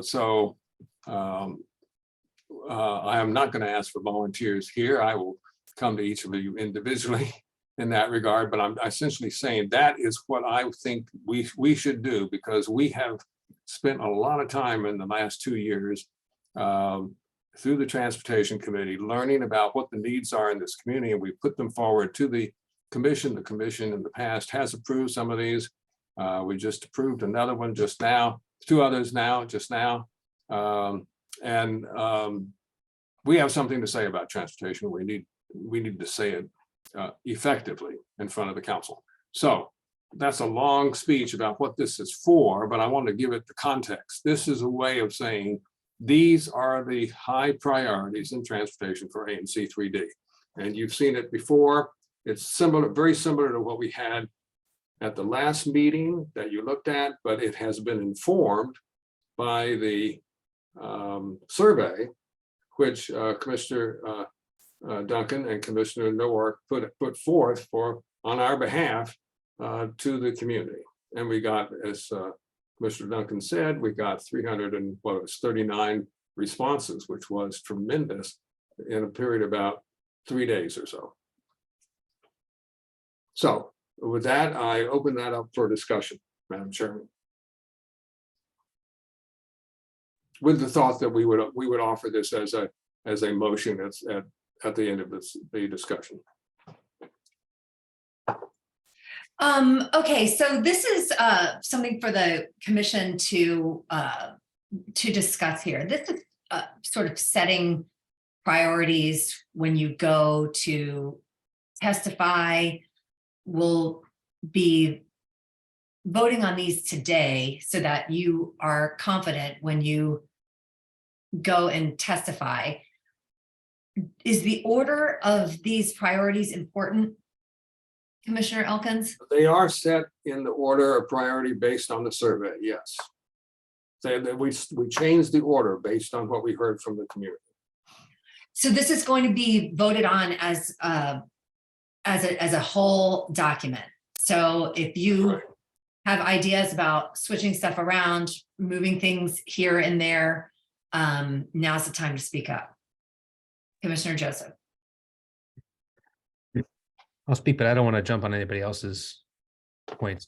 The version I happen to support personally the order that this is all in. I note there's a footnote at the bottom that suggests that the prioritization is not in order, at least on the version of the letter that I looked at this afternoon. If that footnote is still there, maybe that is a mistake. I thought we had changed that. I apologize for that. It should say this does represent the priority. Oh, okay. Well, terrific. It certainly represents my priorities. Let me also just say two additional things. Number one, to you, Commissioner Elkins, and to the folks on the Transportation Committee, this is a terrific letter. It really is comprehensive and very well thought through, and really represents the best of what the ANC can do. So thanks for your work on this. I would propose, just in addition, a friendly amendment. One of the things that Commissioner Zimkowitz and I spoke about before at the end of last year, as he took me on a tour of part of his SMD, was the importance of the Foundry Branch trolley trestle and preserving that as a key aspect and key component of the trolley trail connecting into the city. So if you're willing to accept extra language around the preservation and or the stabilization and preservation of the Foundry Branch as part of the trolley trail, that would be my suggestion. Commissioner Joseph, I'm going to say something a little strange. I do personally favor that, but I think it's been a controversial issue, and I think maybe I would prefer to say I do not accept that as an amendment, and then allow you to make a proposal for an amendment, and we could then take a vote on adding that. And the reason I do that is I think it would be helpful for this commission to express itself, rather than just having it buried in here and just what just passed and nobody really paying any attention. So if you wouldn't mind, I would prefer to say, no, I would not accept that as a friendly amendment, and ask that you propose that as a separate amendment. That would then be voted on first. In other words, you would say, I propose that we adopt this set of recommendations, these priorities, except that we add such and such sentence, and that would be voted on, and we would have then the sense of the commission. So that would be point of order. I don't think that we actually have a motion on the floor to amend at this point. Can we start with the motion? I hereby move that we adopt the list of priorities as put forth, but with an indication that the order is in a matter of priority. Second. Commissioner Joseph. Are we now voting on the fact that we agree that this is the order? No, no. If you have an amendment that you would like to add language to this document, now would be the time to put forth that amendment. Thank you. I would like to add the stabilization and the preservation of the Foundry Branch trolley trestle as an amendment to the letter, please. Do I need a second for that? Commissioner Simkowitz, that's a second. Is there any discussion? Is everyone here familiar with this bridge? What it's all about? What is the language you want to put in? I guess is the real question. Sure. It's Commissioner Joseph the had sent language that it I sent earlier. around 12:22 this afternoon. Are you asking for them to preserve it, or are you asking for DDOT to buy it, or what's the? It says the foundry branch trestle must also be stabilized, then preserved. And I don't mean to speak out of turn, but it is my understanding that the National Park Service has designated this historic. So it is not going to be completely demolished. Can someone remind me, is it WMATA that controls it and they'd like to give it to DDOT? So my understanding is twofold. One is that the National Park Service has not designated this as historic. The National Park Service wants to tear it down. And that was my understanding. They want to tear it down because they want to have access to the Glover Archibald Park. And there's a lawsuit that's stopping that, I think, from happening, claiming it's historic. That was my understanding. Is Nick Keenan on the call? You could be right, but this language that you would like to insert says it should be preserved. Yes. Okay. All right. So I proposed we had a sentence where it says upgrade the trolley trail, including the Arizona pedestrian bridge. It would be a separate sentence, although we could word it however folks want. Is the foundry branch trestle must also be stabilized and preserved, stabilized, then preserved, something along those lines. Commissioner Joseph, the purpose of that would be so that it could be used as a transportation mechanism. Is that correct? Yes. I think that's something, Commissioner Duncan, that is important for people to understand, that this would be an important link between Georgetown and the Palisades.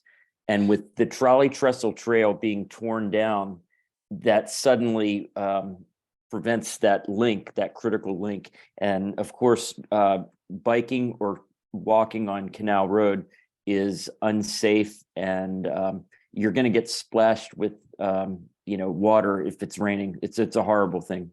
Yeah, thank you. That's exactly right. What was very evident on the community walk that I went on Sunday was that the key element is preserving and stabilizing and refurbishing the Foundry Branch trolley trestle, because as Commissioner Simkus said, that connects the entire network and allows people to access Georgetown and so on. The immediate next step in terms of funding is merely for it to be, the question you asked is who owns it. My understanding is that WMATA owns it, doesn't want it, and is willing to give it away to whomever will take it. And the issue is DDOT was not willing to take possession of it because they didn't want it either. And so if DDOT takes possession of it, then the next step is funding for stabilization. And then the next step is funding for upgrade and preservation and so on. If the bridge falls, what I was told by several people that are very knowledgeable about this is that, and have been participating in this process for a long time, if the bridge comes down, the National Park Service will never again allow a bridge to go there in the future. And that's the reason why I think that's the impetus to ensure that we advocate on behalf of the bridge specifically. Okay, is there any other thing on this amendment? Go ahead. Yeah, and I'll just say, when I was first elected, I said, what do we need this bridge for? This is crazy, it's falling down. And I have to thank our friend Brett Young for educating me on the need for this bridge, because as Commissioner Joseph said, if it falls down, we're never going to get a trail going over Glover Archibald Park. So I totally 180 degree change. I did 180 degree change because of the transportation importance of this. And the importance is if it falls down, we're never going to get the trail to Georgetown. Thank you. I'm ready to call a vote unless you want to add. Madam Chairman, point of clarification. Yes. Point of clarification. Is this the only amendment that people want to make to the, I mean, are we essentially approving all of these priorities at this time, or are we only We are only voting on the addition of the Foundry Branch Trestle Bridge in the document. Okay. That's all we're voting on. Thank you. Okay, to add Commissioner Joseph language to include the trolley trail, all of those in favor?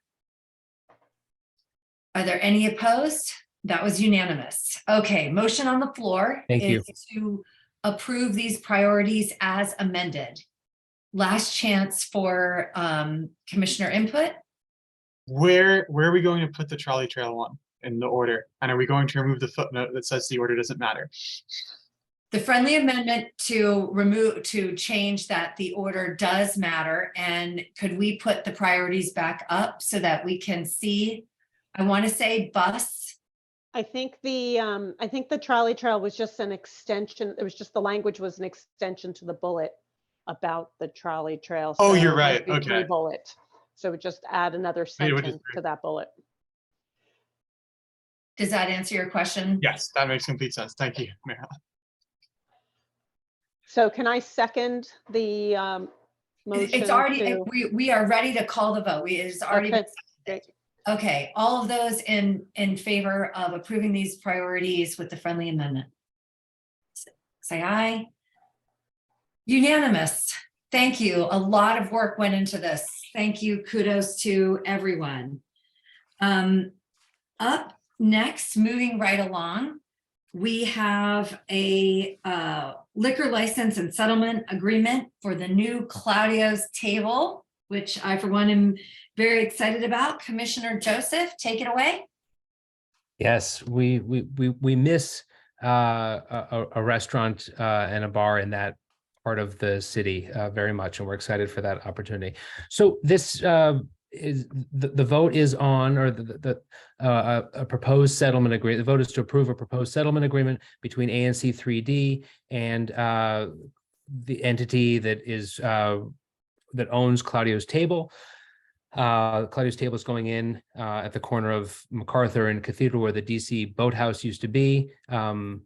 I've worked with the council for the owner, and we have a finalized. And I should say the owner also owns Et Voila further down the street, and is a great restaurant. It is a great restaurateur in our neighborhood. So we're very excited about this. The agreement has been negotiated. It's been agreed to, and I put a motion on the floor for the commission to approve this negotiated settlement agreement. Second. Is there any discussion or question? And one piece of clarification here. Yep. This is there's a new aspect to the settlement agreement that we negotiated post-COVID, and there's obviously food delivery companies now. Parking was a concern and a consideration for people going to the restaurant, but now one of the things that the applicant agreed to was ensuring that any pickup or drop off of food and food delivery will also have will also be but encouraged to park legally as well, to address any sort of traffic or pedestrian safety issues. And so this will be something that'll be in, if we use this as a template, 3D settlement agreements going forward, which should help ameliorate any issues with pedestrian and car interactions. Excellent. All right, I'm closing discussion. All those in favor of approving this license agreement, say aye. Unanimous once again. Excellent. Moving right along, the next item on the agenda has been withdrawn. So we are moving on to the Palisades Montessori School BZA for parking. Commissioner Horn, please take it away. Very good. So 5 years ago, this ANC approved a special exception for the Palisades Montessori preschool on MacArthur, which is next door to Bistro Aracosia. The special exception waived the requirement that they provide 2 parking spaces because there's no place nearby that's even for 1 parking space. That special exception had a 5-year limit. So Palisades Montessori needs to get it extended to get a new special exception. The preschool is very valuable to our community. They're well liked by their immediate neighbors. I think we should help them continue. There are 3 conditions in the letter which they do not oppose. I'd like to make a small amendment in the first condition where it says any complaints received regarding the effectiveness of the TDM plan. There may not be a TDM plan, so let's change it to any complaints received regarding parking. And other than that, I would move that we adopt this letter. Was that a second? I second. Great. Commissioner Simcoe seconded that. Is there any discussion?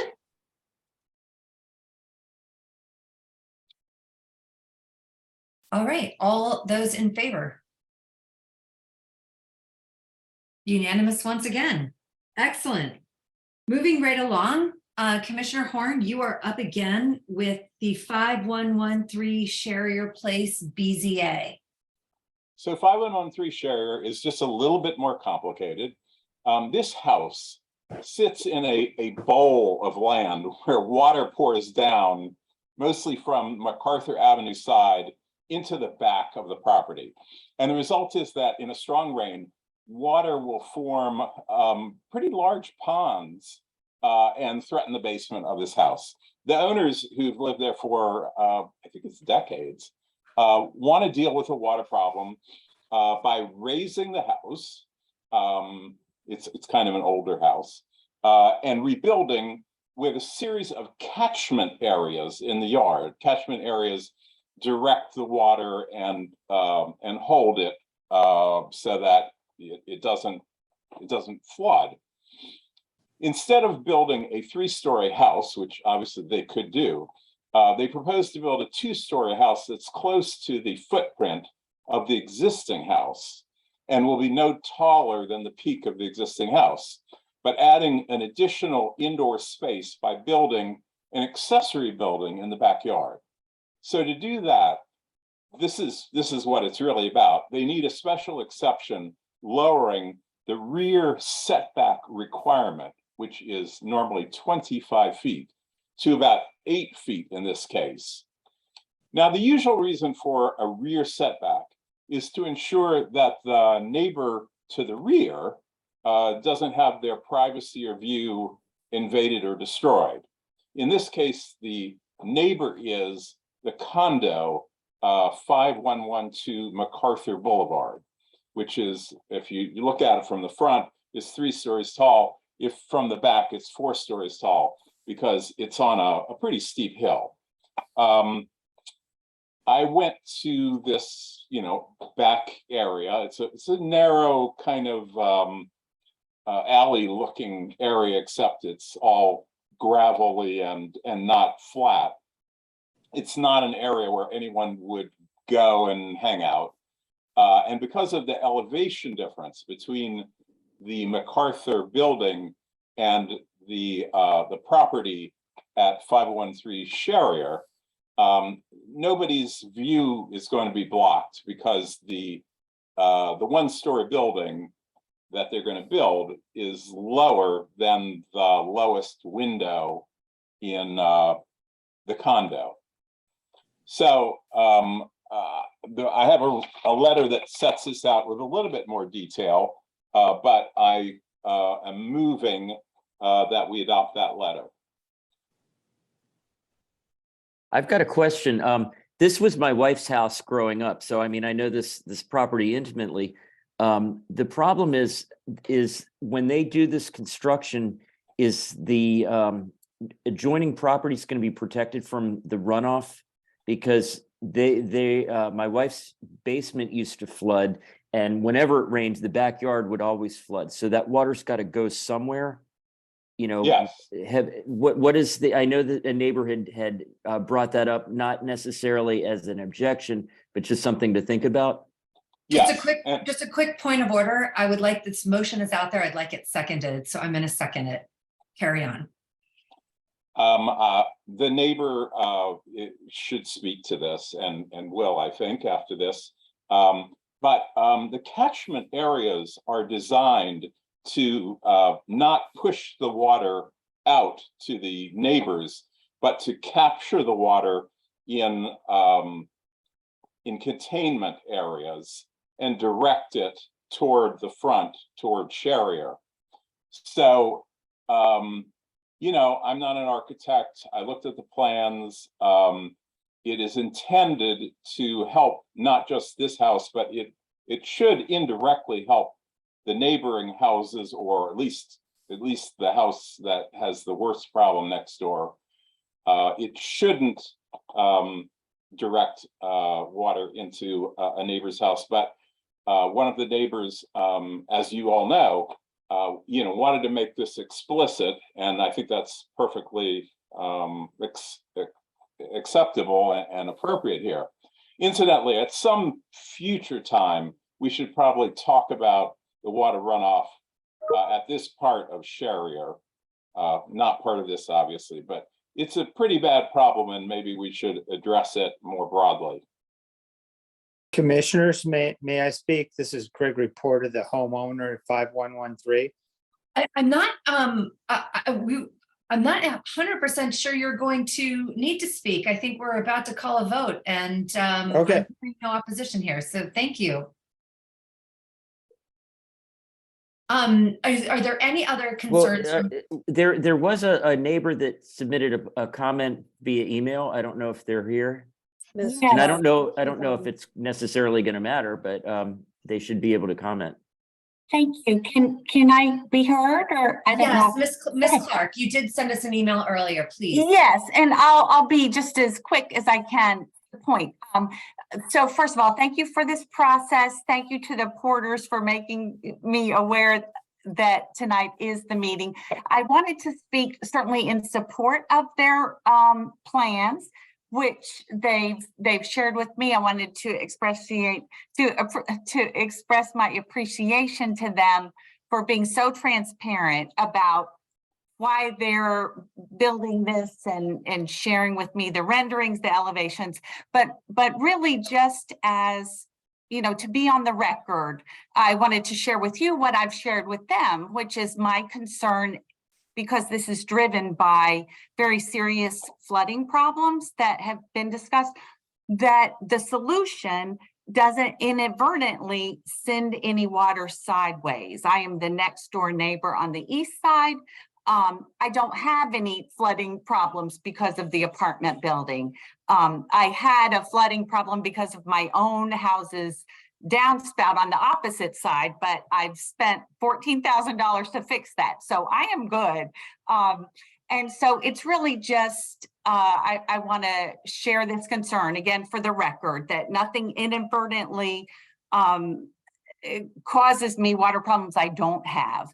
And then we understand. If I could add one other thing, just because I live in the Palisades and have for 21 years and have seen so many tear downs and lots of paving of whatever green space remains, this is not about my neighbor's project. This is a broader concern. I would just really urge all of you on the commission to take a more assertive role in oversight, maybe, in thinking about the neighborhood's ability to manage massive rainwater. And I know the condo is built, it's existing, but it just seems to me that that's going to get a worse problem. I hear what you're saying, but Ms. Clark, we really need to keep our discussion to the letter at hand. I'm sorry. And if you are welcome to email us about these runoff issues, because it is something that's on everybody's mind. Okay, thank you. Thanks. Commissioner Duncan, just for a brief second, we did address this at the Palisades Rec Center. You may remember about a year ago where they built a runoff pond. I forgot what it's called. So I urge Ms. Clark to go to our archives and look at the discussion there, because it was pretty informative. Thank you. There's another neighbor who I feel compelled to have speak, but first I'm going to Commissioner Elkins. Well, I wonder, just in response to the last comment, that whether we want to amend this letter just to put in something to say that we recommend approval of special exception, with the understanding, of course, that these improvements would not direct any money, any water toward either of the adjoining properties. That's a suggestion. It's a friendly, asking whether that would be a friendly amendment. I also could be wrong here, but I do know some neighbors who there was a house built next to them and then their yard flooded. And that homeowner was required to mitigate. So there are processes in place if something inadvertent does happen. But I will leave it up to Commissioner Horn if he'd like to add a sentence in there. Just add, Madam Chairman, but I've known situations where the people downtown did not intervene enough to fix that sort of problem, exactly that kind of problem. Very quickly, I am going to call on Ms. Morovich. Hopefully I got that right. I apologize if I. Yes, you did. And thank you very much for that. Can you hear me well? Yes, we can hear I am you. the new owner of the lowest unit of MacArthur building. And I want to voice our concerns with the construction so close to our window. The concern is that it's going to obstruct the views, that it's too close to the building. After all, the setback is 25 feet for a reason. And our concern as well is how that will impact first our view, and it doesn't really account for the margin of error. If the building is built at the height that is proposed that we were able to see today in the plans, there is a very small margin of error. And, you know, if anything happens during the construction and building rises a foot, that will be in our living room. So we want to voice that concern. And we are also concerned that it will impact the value of our property. So I do believe I saw in the chat that the architect is here, and I, for one, would like to hear from him on the height of this ADU compared to the first floor of the other, if that's all right with Commissioner Horn.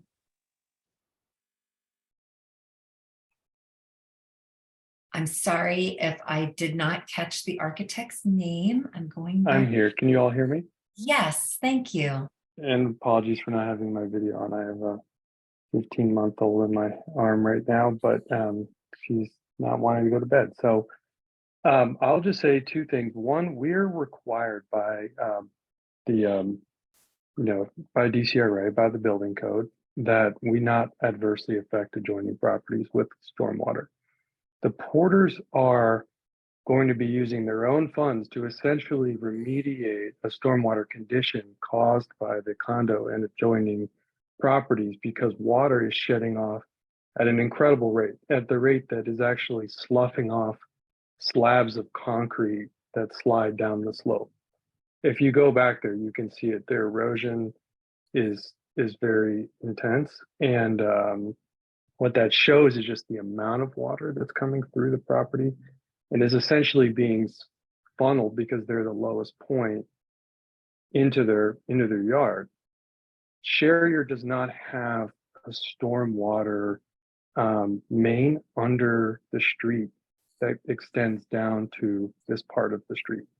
And so property owners are essentially, needing to deal with it in various ways, which you've heard.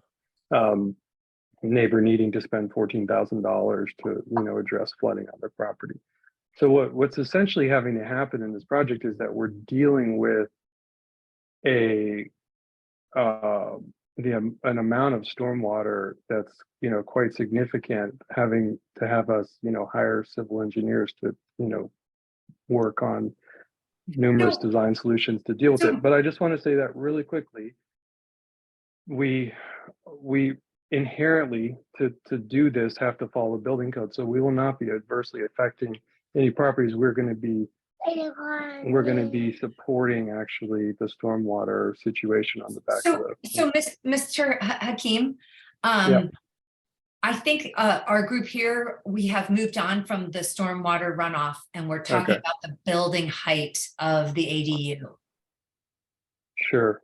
Yeah, what I could say is the kind of margin of error conversation related to like whether the building would kind of grow. I mean, when we do our drawings, we set specific dimensions. Those are held to, they're required to, they're being inspected by DC code enforcement. And so we can't what you see is what gets built. That's part of the process. So I guess if that's addressing the concern. So can I ask a follow-up question specifically about the height of the ADU relative to the height of the primary home? Which will be taller when you take into account elevations? Oh, it's definitely lower than the height of the home. The ADU will be set basically as low as we can. There'll be like an 18-inch or so stem wall, foundation, and then the structure will go up from there. And it's a single story with a flat roof. It doesn't have a pitched roof, so it's like absolutely as low as you can possibly get a building. And the house will, continue to be a 2-story house, as we mentioned, and will be, in the ballpark of about, let's see, 26 feet tall or so.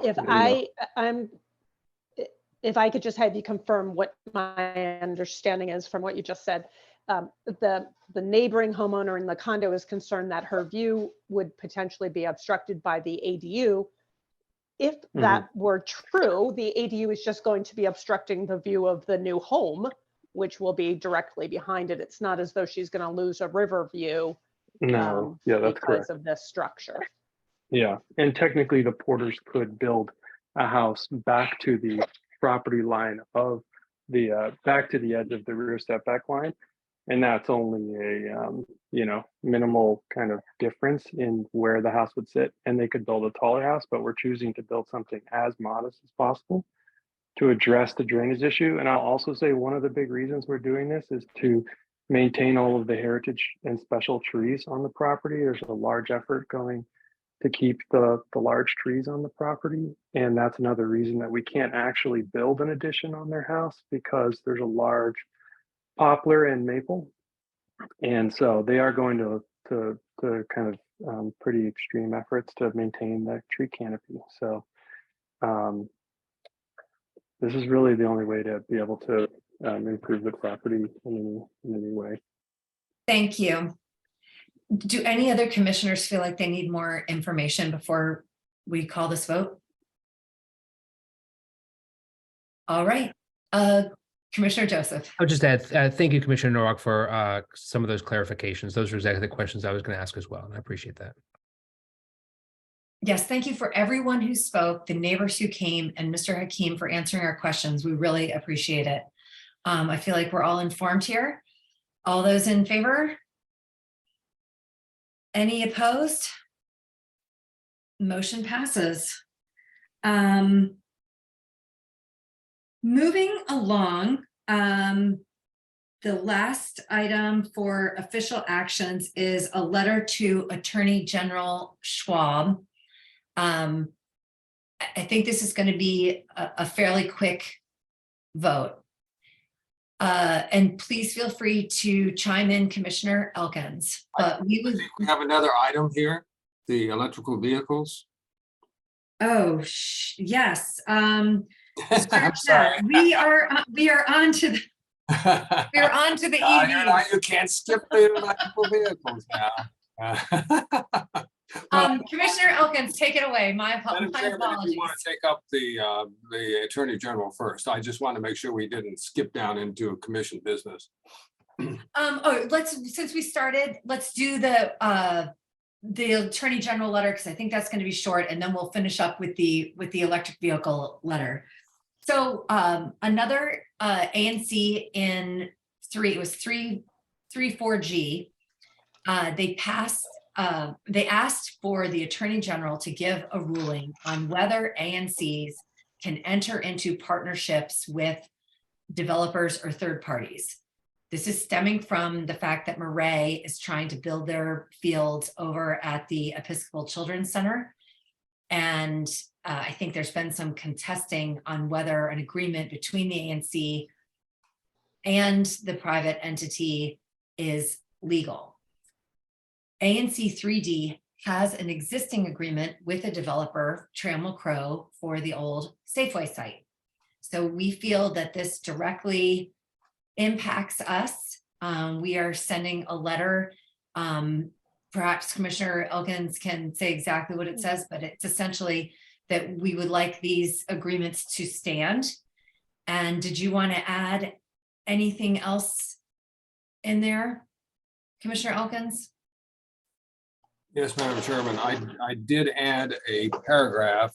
I've seen it, and I'm not sure everybody saw it, that says, based on some comments that I had heard in another context, that it says, we realize, of course, that ANCs cannot go to court to enforce such agreements, but this is not a major concern because the parties enter into these agreements voluntarily.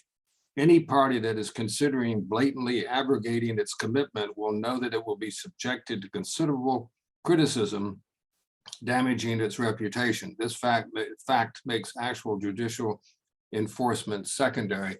I've added that because I fear that the Attorney General's office will focus on the enforceability of these and therefore say, well, they're worthless. But of course, they're not worthless to those of us who are familiar with ANC things. So I added that just to, and that argument is not in the other letter that went to the Attorney General. So that is an amendment from what other people, well, what the commissioners had seen earlier. The motion on the floor is to approve this letter and send it to Attorney General Schwab's office. Is there a second? Second. Joseph seconds. Is there any more discussion? All those in favor? Another unanimous vote. Now we're moving on to the electric vehicle letter. Last official action of the evening. Please, Commissioner Elkins, take it away. Thank you. I'm prepared to go on at great length about the importance of this, but I will refrain from doing that until I get any questions or comments, and then I will respond to them. I mean, basically, we had a situation that as of yesterday, 13 council members, which is the total number of council members, co-signed a bill which had been introduced last year, but then is reintroduced here to basically have the Department of Transportation do a comprehensive plan for installing charging stations around the district and to begin to install those, 4 of them in each ward by, I think, 2027, and also to give grants to private groups or whatever to actually build these charging stations. With both level 2, which are the 240 volt stations, and the level 3, which are a much higher voltage, which allows you to charge very quickly. So the commission members and the public had seen an earlier version that was criticizing the Department of Transportation for being short-sighted about climate change. But we now changed that letter, kept all the policies the same, basically, and said, dear Council Member Allen, who is the chair of the Transportation and Environment Committee, thank you for introducing this proposal, and we endorse it in general. Now, you notice we don't say, please pass this law, this bill. The reason I have done that is it has a lot of provisions in there about what tenants are allowed to do or not allowed to do, condo owners, et cetera. It also has a provision that they have to build 7,500 charging stations. My feeling is this commission has not had time to study that. I'm not sure we have the capability of doing that on a quick basis anyway. And the point is, we ought to let the planners decide how many charging stations we need and where they ought to be, but we ought to be in favor of more charging stations and having public resources be devoted to that. And I'll just say I'm prepared to address whether or not it does make sense to have public resources devoted to charging stations, but I will withhold my polemic about climate change for a minute, just in the interest of time. So I am proposing that we adopt this letter and send it to Chairman Allen.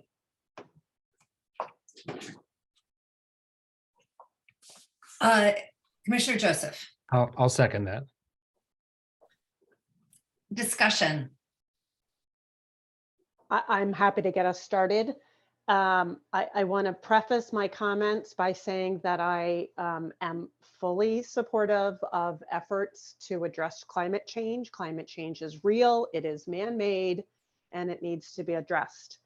I am against government funding of the electric vehicles because I think that our government should be electrifying our bus fleet and putting more money into public transportation. Cars are the root of many of our problems around climate change. And while electric vehicles arguably reduce that problem, I think that in the order of priority that we should be addressing it, we should be looking at public mass transit options first before we start addressing vehicle subsidies, in addition to the subsidies that already exist. So I'll stop there. Commissioner Horn? I believe that the council passed a law to address public vehicles, both public vehicles and fleets that need to be licensed, like taxis and bus fleets, private bus fleets, that requires that they be fully zero emission by a certain date. So I think that just as information, I think the council has addressed that.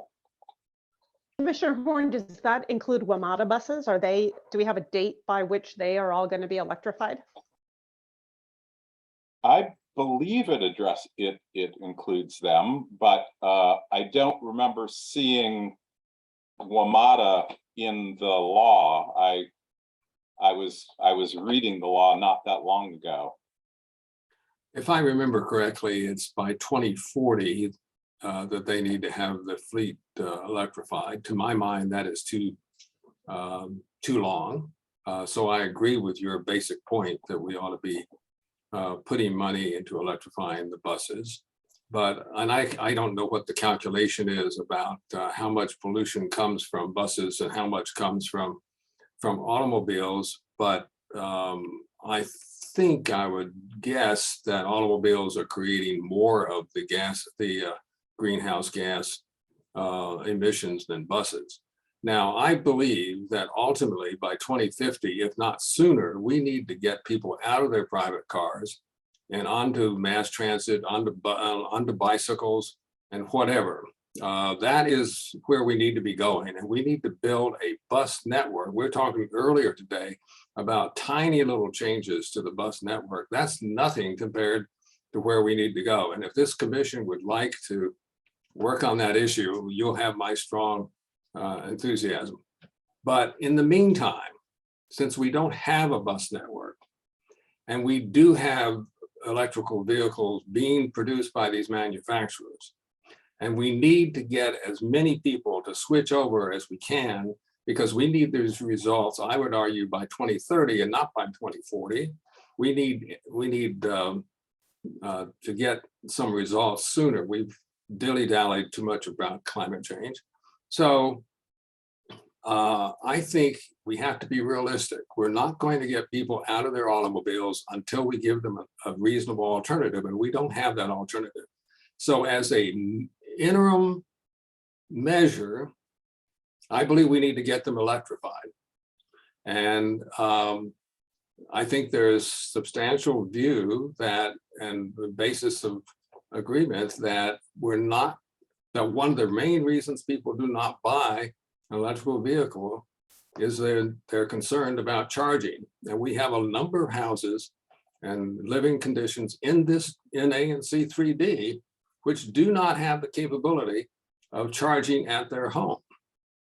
And so it's not like a Ward 7, Ward 8 issue. It's all it is there too, of course, but it's also a 3D issue. And we have people stretching electric cords across the sidewalk illegally because they're not putting up the protection from a ADA point of view that's required.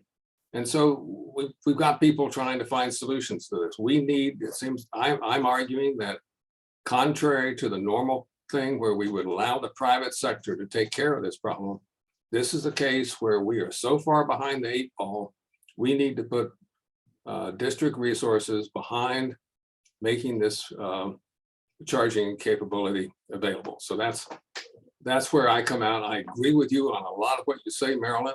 I just think that the solution you're talking about is primarily long-term.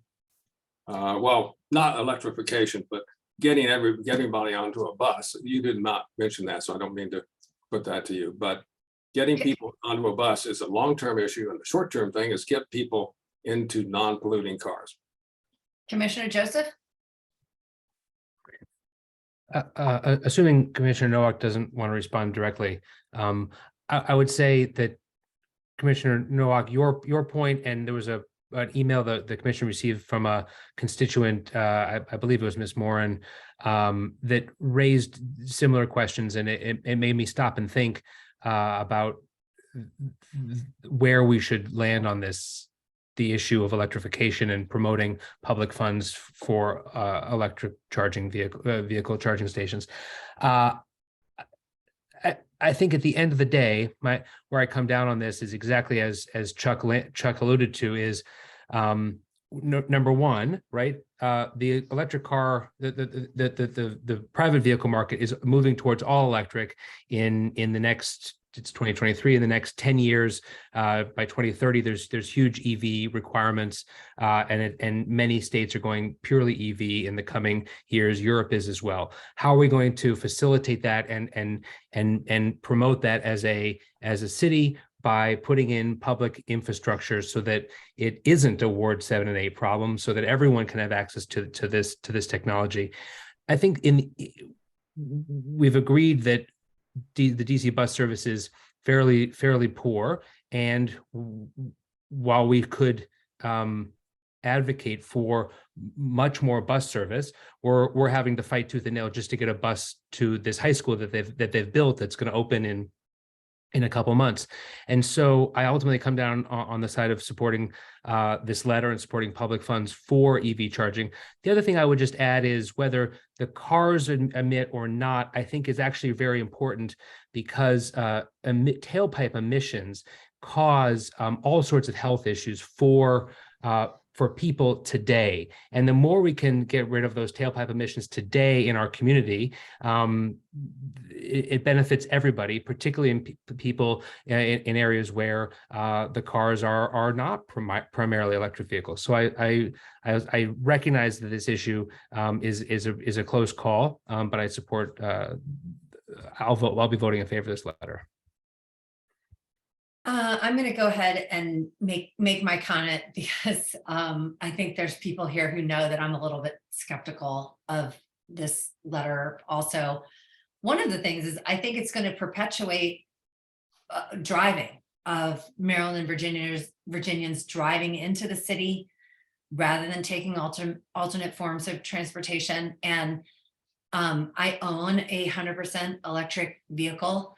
I think that there is a fundamental misunderstanding of battery care and how often you need to have your car plugged in.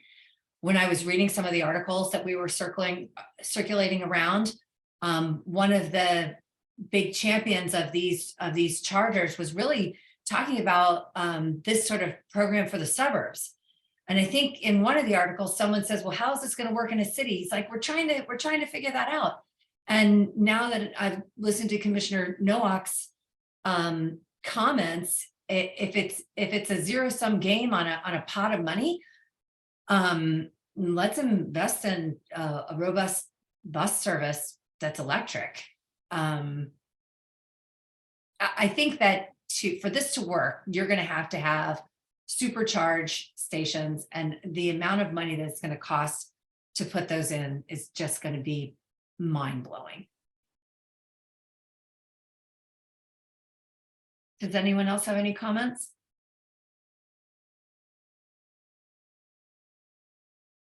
Commissioner Cologne Roosevelt, did I see you want to say something?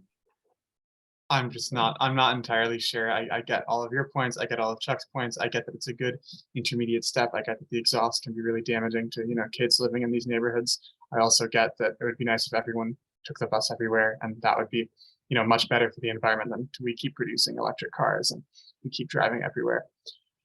And also, I think the point about the amount of money to create, the fast enough charging stations for this to actually be useful is something that we might not be considering fully. I think, we can't have the slow charging stations if this is going to be something that, you park at a library, or this is something where you stop, you're driving from Maryland and you charge there and you expect not to leave your car there all day because it's not your house. This is going to be something that requires a much bigger investment than what we were thinking about with the original charging stations. So I think that's something that we need to be considering too.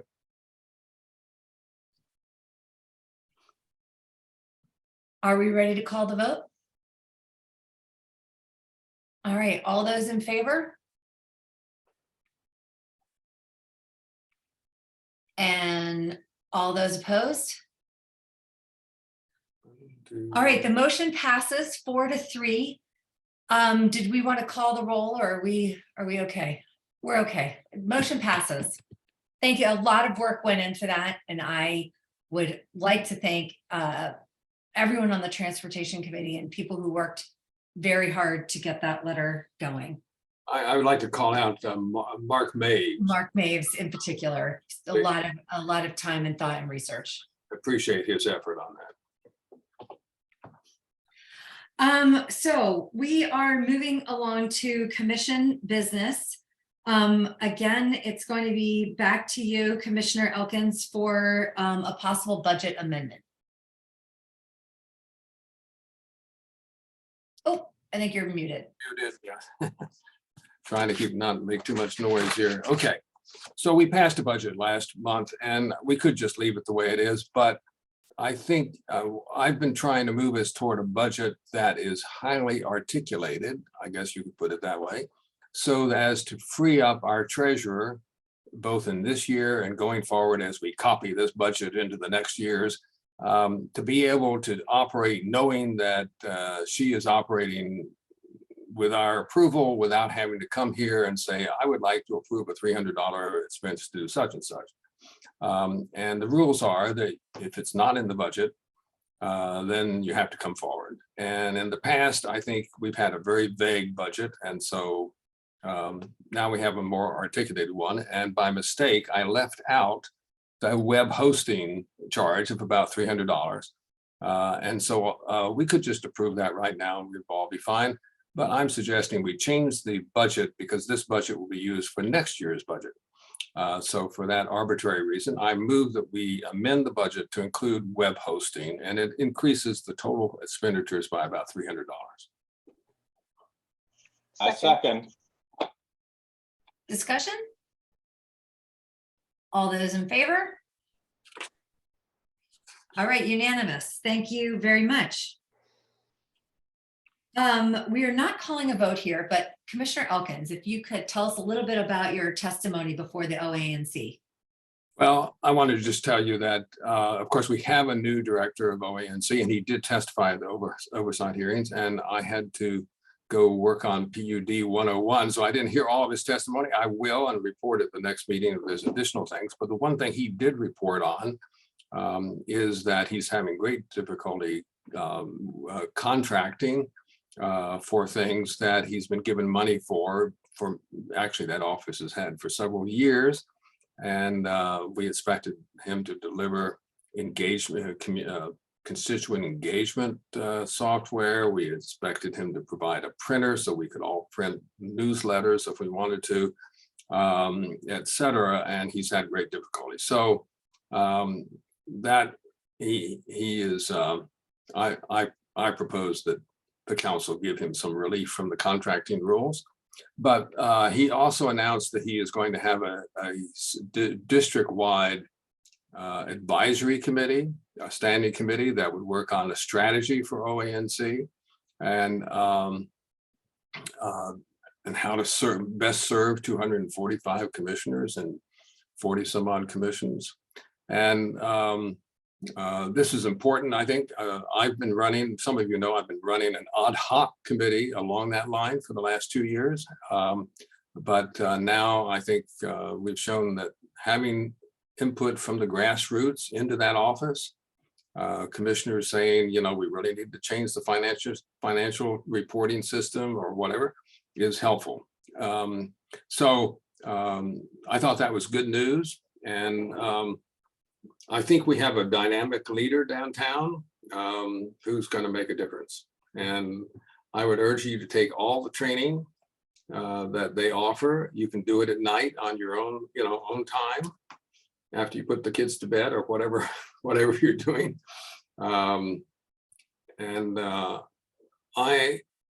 I just close with this point that the former director of this office said, it takes a year or two. I think I've said this before, a year or two for commissioners to learn how the job, and then they up and don't run again. And I think that's just totally unacceptable. And this office, I think, and this director is committed to make that problem go away.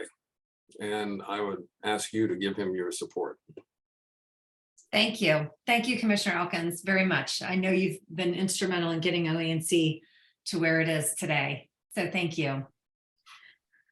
We are going to move along, Commissioner Nowak, with the approval of expenditure for the SurveyMonkey survey. Yeah, thank you, software. Madam Chairman. So as has been discussed earlier today, as we talked about the budget priorities, we very successfully used the tool SurveyMonkey to survey our residents, getting well over 300 responses. We had attempted to roll out the survey using the free version of the software, only to find, after we had already had 100 plus respondents, that the free version only allows you to see the first 10 responses.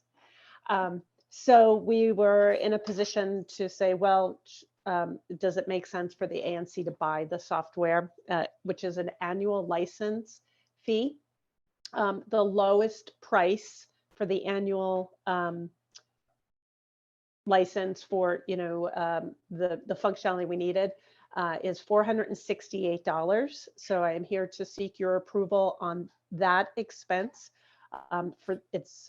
It would be from about January 15th of this year to the following year. And following up on Commissioner Elkins talking about putting this into the budget, I would like to similarly amend the budget so that this is there for following years. If over the course of this ANC year, we decide that we're not getting value out of the software, certainly we can cancel the license rather than renewing it. But I do think that we've immediately seen value to it.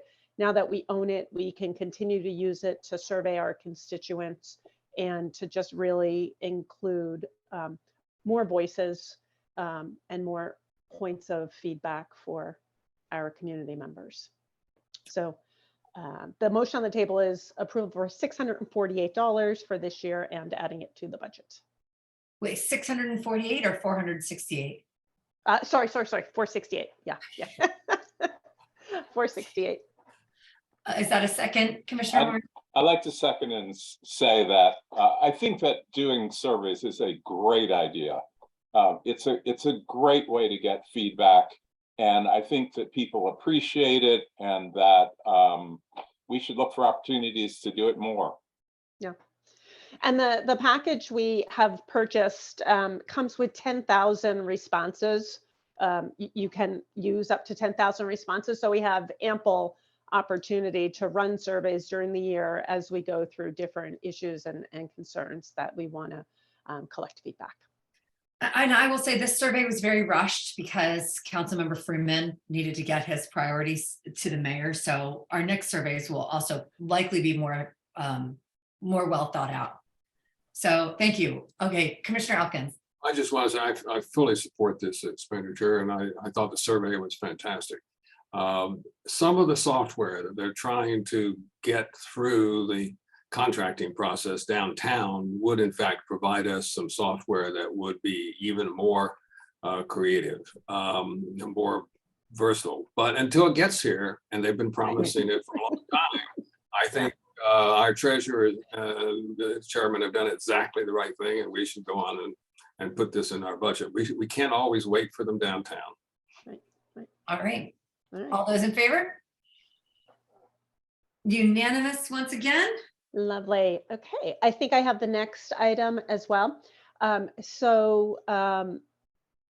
When the ANC bank account was set up many moons ago, it was not set up with using a debit card. I would argue that maybe at the time the use of debit cards and online payments was not quite as routine as it is today. I have checked with the OANC and their financial policies and procedures, and not only are debit cards allowed, but they are preferred in many instances because it allows you to make direct payments rather than having to have a commissioner pay for something on their own credit card and then seek reimbursement. So therefore, I don't even know that I have to ask approval to get a debit card, but for the sake of transparency and sharing information with this commission, I'll just put it out there that I'd like to get a debit card. Certainly, we have addressed specifically the how the procedures would be in terms of 2 signatures. We will still need the same security features that are required for approving expenditures, making payments, documenting the expenses. So really there's no added security or fraud concerns relative to paper checks. And I'd argue actually fewer, because I think that paper checks come with their own set of problems. So I'll stop there. Commissioner Elkins? I'm very much in favor of this, but I just want to correct the record. This is the first year we're allowed to have debit cards. So we were not Neanderthals in the past. Just want to make that point. All right, I'm gonna call this, are we, sorry, someone's trying to call me. All those in favor of the debit card? Again, unanimous. All right, we are whipping through this. The next item on the agenda is the contract with GW. I am going to share my screen because I would like everybody to be on the same page of what we are signing. And if anyone thinks of something that we need to change, now is the time to do it. So many of us have seen the space. It's over at GW. We're going to be signing this contract in February, not January. I'd like to add into this that the meetings are not just in person. They are also a hybrid virtual. I'll have to button that up. Okay, so this contract does not go to the end of the year. It goes for a period of only 9 months. They have their classes that start. It also, I'm trying to get them to go through the end of September. But we're going to have to re-up this contract every year, and I'm trying to get it to match our fiscal year. But they do hold classes in this space. So right now it's for a period of 9 months, outlined in the schedule. They do know that April meeting, I've already cleared with them that the April 12th meeting is fine. I'm hoping they approve till the end of September as the initial term. We can change the meeting dates with enough notice. They actually prefer to accept the payment for the room electronically. And they are going to insert the information here. This here was a typo. It should say GW. So the room holds 125 attendees. I have put in here that if we thought that we were going to have an in-person meeting where we would have more than that, if there was something very contentious, that we could request a larger meeting space. I don't think they're going to object to the chairs for the attendees, but this is stadium seating, so the chairs are already there, but we're going to leave that in. I don't think they'll have any objections. They often say that they're allowed to come in the space. We've added they're not allowed to interrupt us. And we have included in the notices that it's not just in writing, that an email will suffice. And I totally support that. So the motion on the floor is to allow me to transmit this over to GW and without any substantial changes, sign this contract. Is there a second? JP Simkowitz is a second. Is there any discussion or concerns? All right, all those in favor of us entering into this contract? Perfect, motion passes. And last commission business is ordering the owl. Commissioner Elkins, did you want to take over? Okay, well, we need hybrid equipment to do this well. I think we all want to have professional meetings, and we did a test on Tuesday, and with a few limitations, the owl works quite well. I think we will have to also we may have to still use separate microphones as well under some circumstances, or we're not clear of when all that's going to happen, but it looked pretty good. And I think those of you who participated in it I think Jeremy, you among others, would say that it worked reasonably well. The advantage of this owl is that it has 360-degree cameras and 360-degree microphones, and it's like Zoom. It sort of zooms in on whoever is speaking, and it gives a fairly professional view of the meeting. This equipment is not cheap. These people have a good product and they know how to charge for it. And we're going to need an extra microphone. So the total amount, I think, is around $1,400. I think we ought to authorize up to $1,600. Hopefully we will not pay taxes on it. Maryland is working on that to get us tax exempt. But there may be additional equipment we may need to make this work, and there's no need for us to have to come back to that. So I would like, I have a question here, I think, from a commissioner. So I agree that we should buy this. Is there any way we can share the cost with another commission by loaning it to them on alternate days? Because we meet on Wednesdays, first Wednesday. There's other commissions that meet on Thursday and Tuesday. I think that's right. I've thought if nothing else, we should loan it free, but maybe it would make sense for they have to give us a little rental. We'd have to check with the people downtown to make sure we're not getting ourselves in them. I don't know, that might give Maryland a lot of bookkeeping problems. And we could as a goodwill gesture to our neighbors, as long as they give it back, we could lend it to them for free if we're allowed to. My only concern about lending it out is if there are any, if it comes back and it doesn't work, unless we want to start entering in liability contracts with other ANCs, which does not sound fun at all. I have a little bit of a concern about that. I will say the one that's floating around the neighborhood now belongs to Palisades Village. If anyone here belongs to Palisades Village, unbelievably generous. The PCA has used it, the hub has used it. Obviously the village they lend it out to everybody, but we really need to buy one ourselves. Oh yeah. Get this going with a motion. Motion on the floor is to spend $1,600 for the owl and accoutrement, seconded by Commissioner Simkowitz. Are we ready to vote? Yep. All those in favor?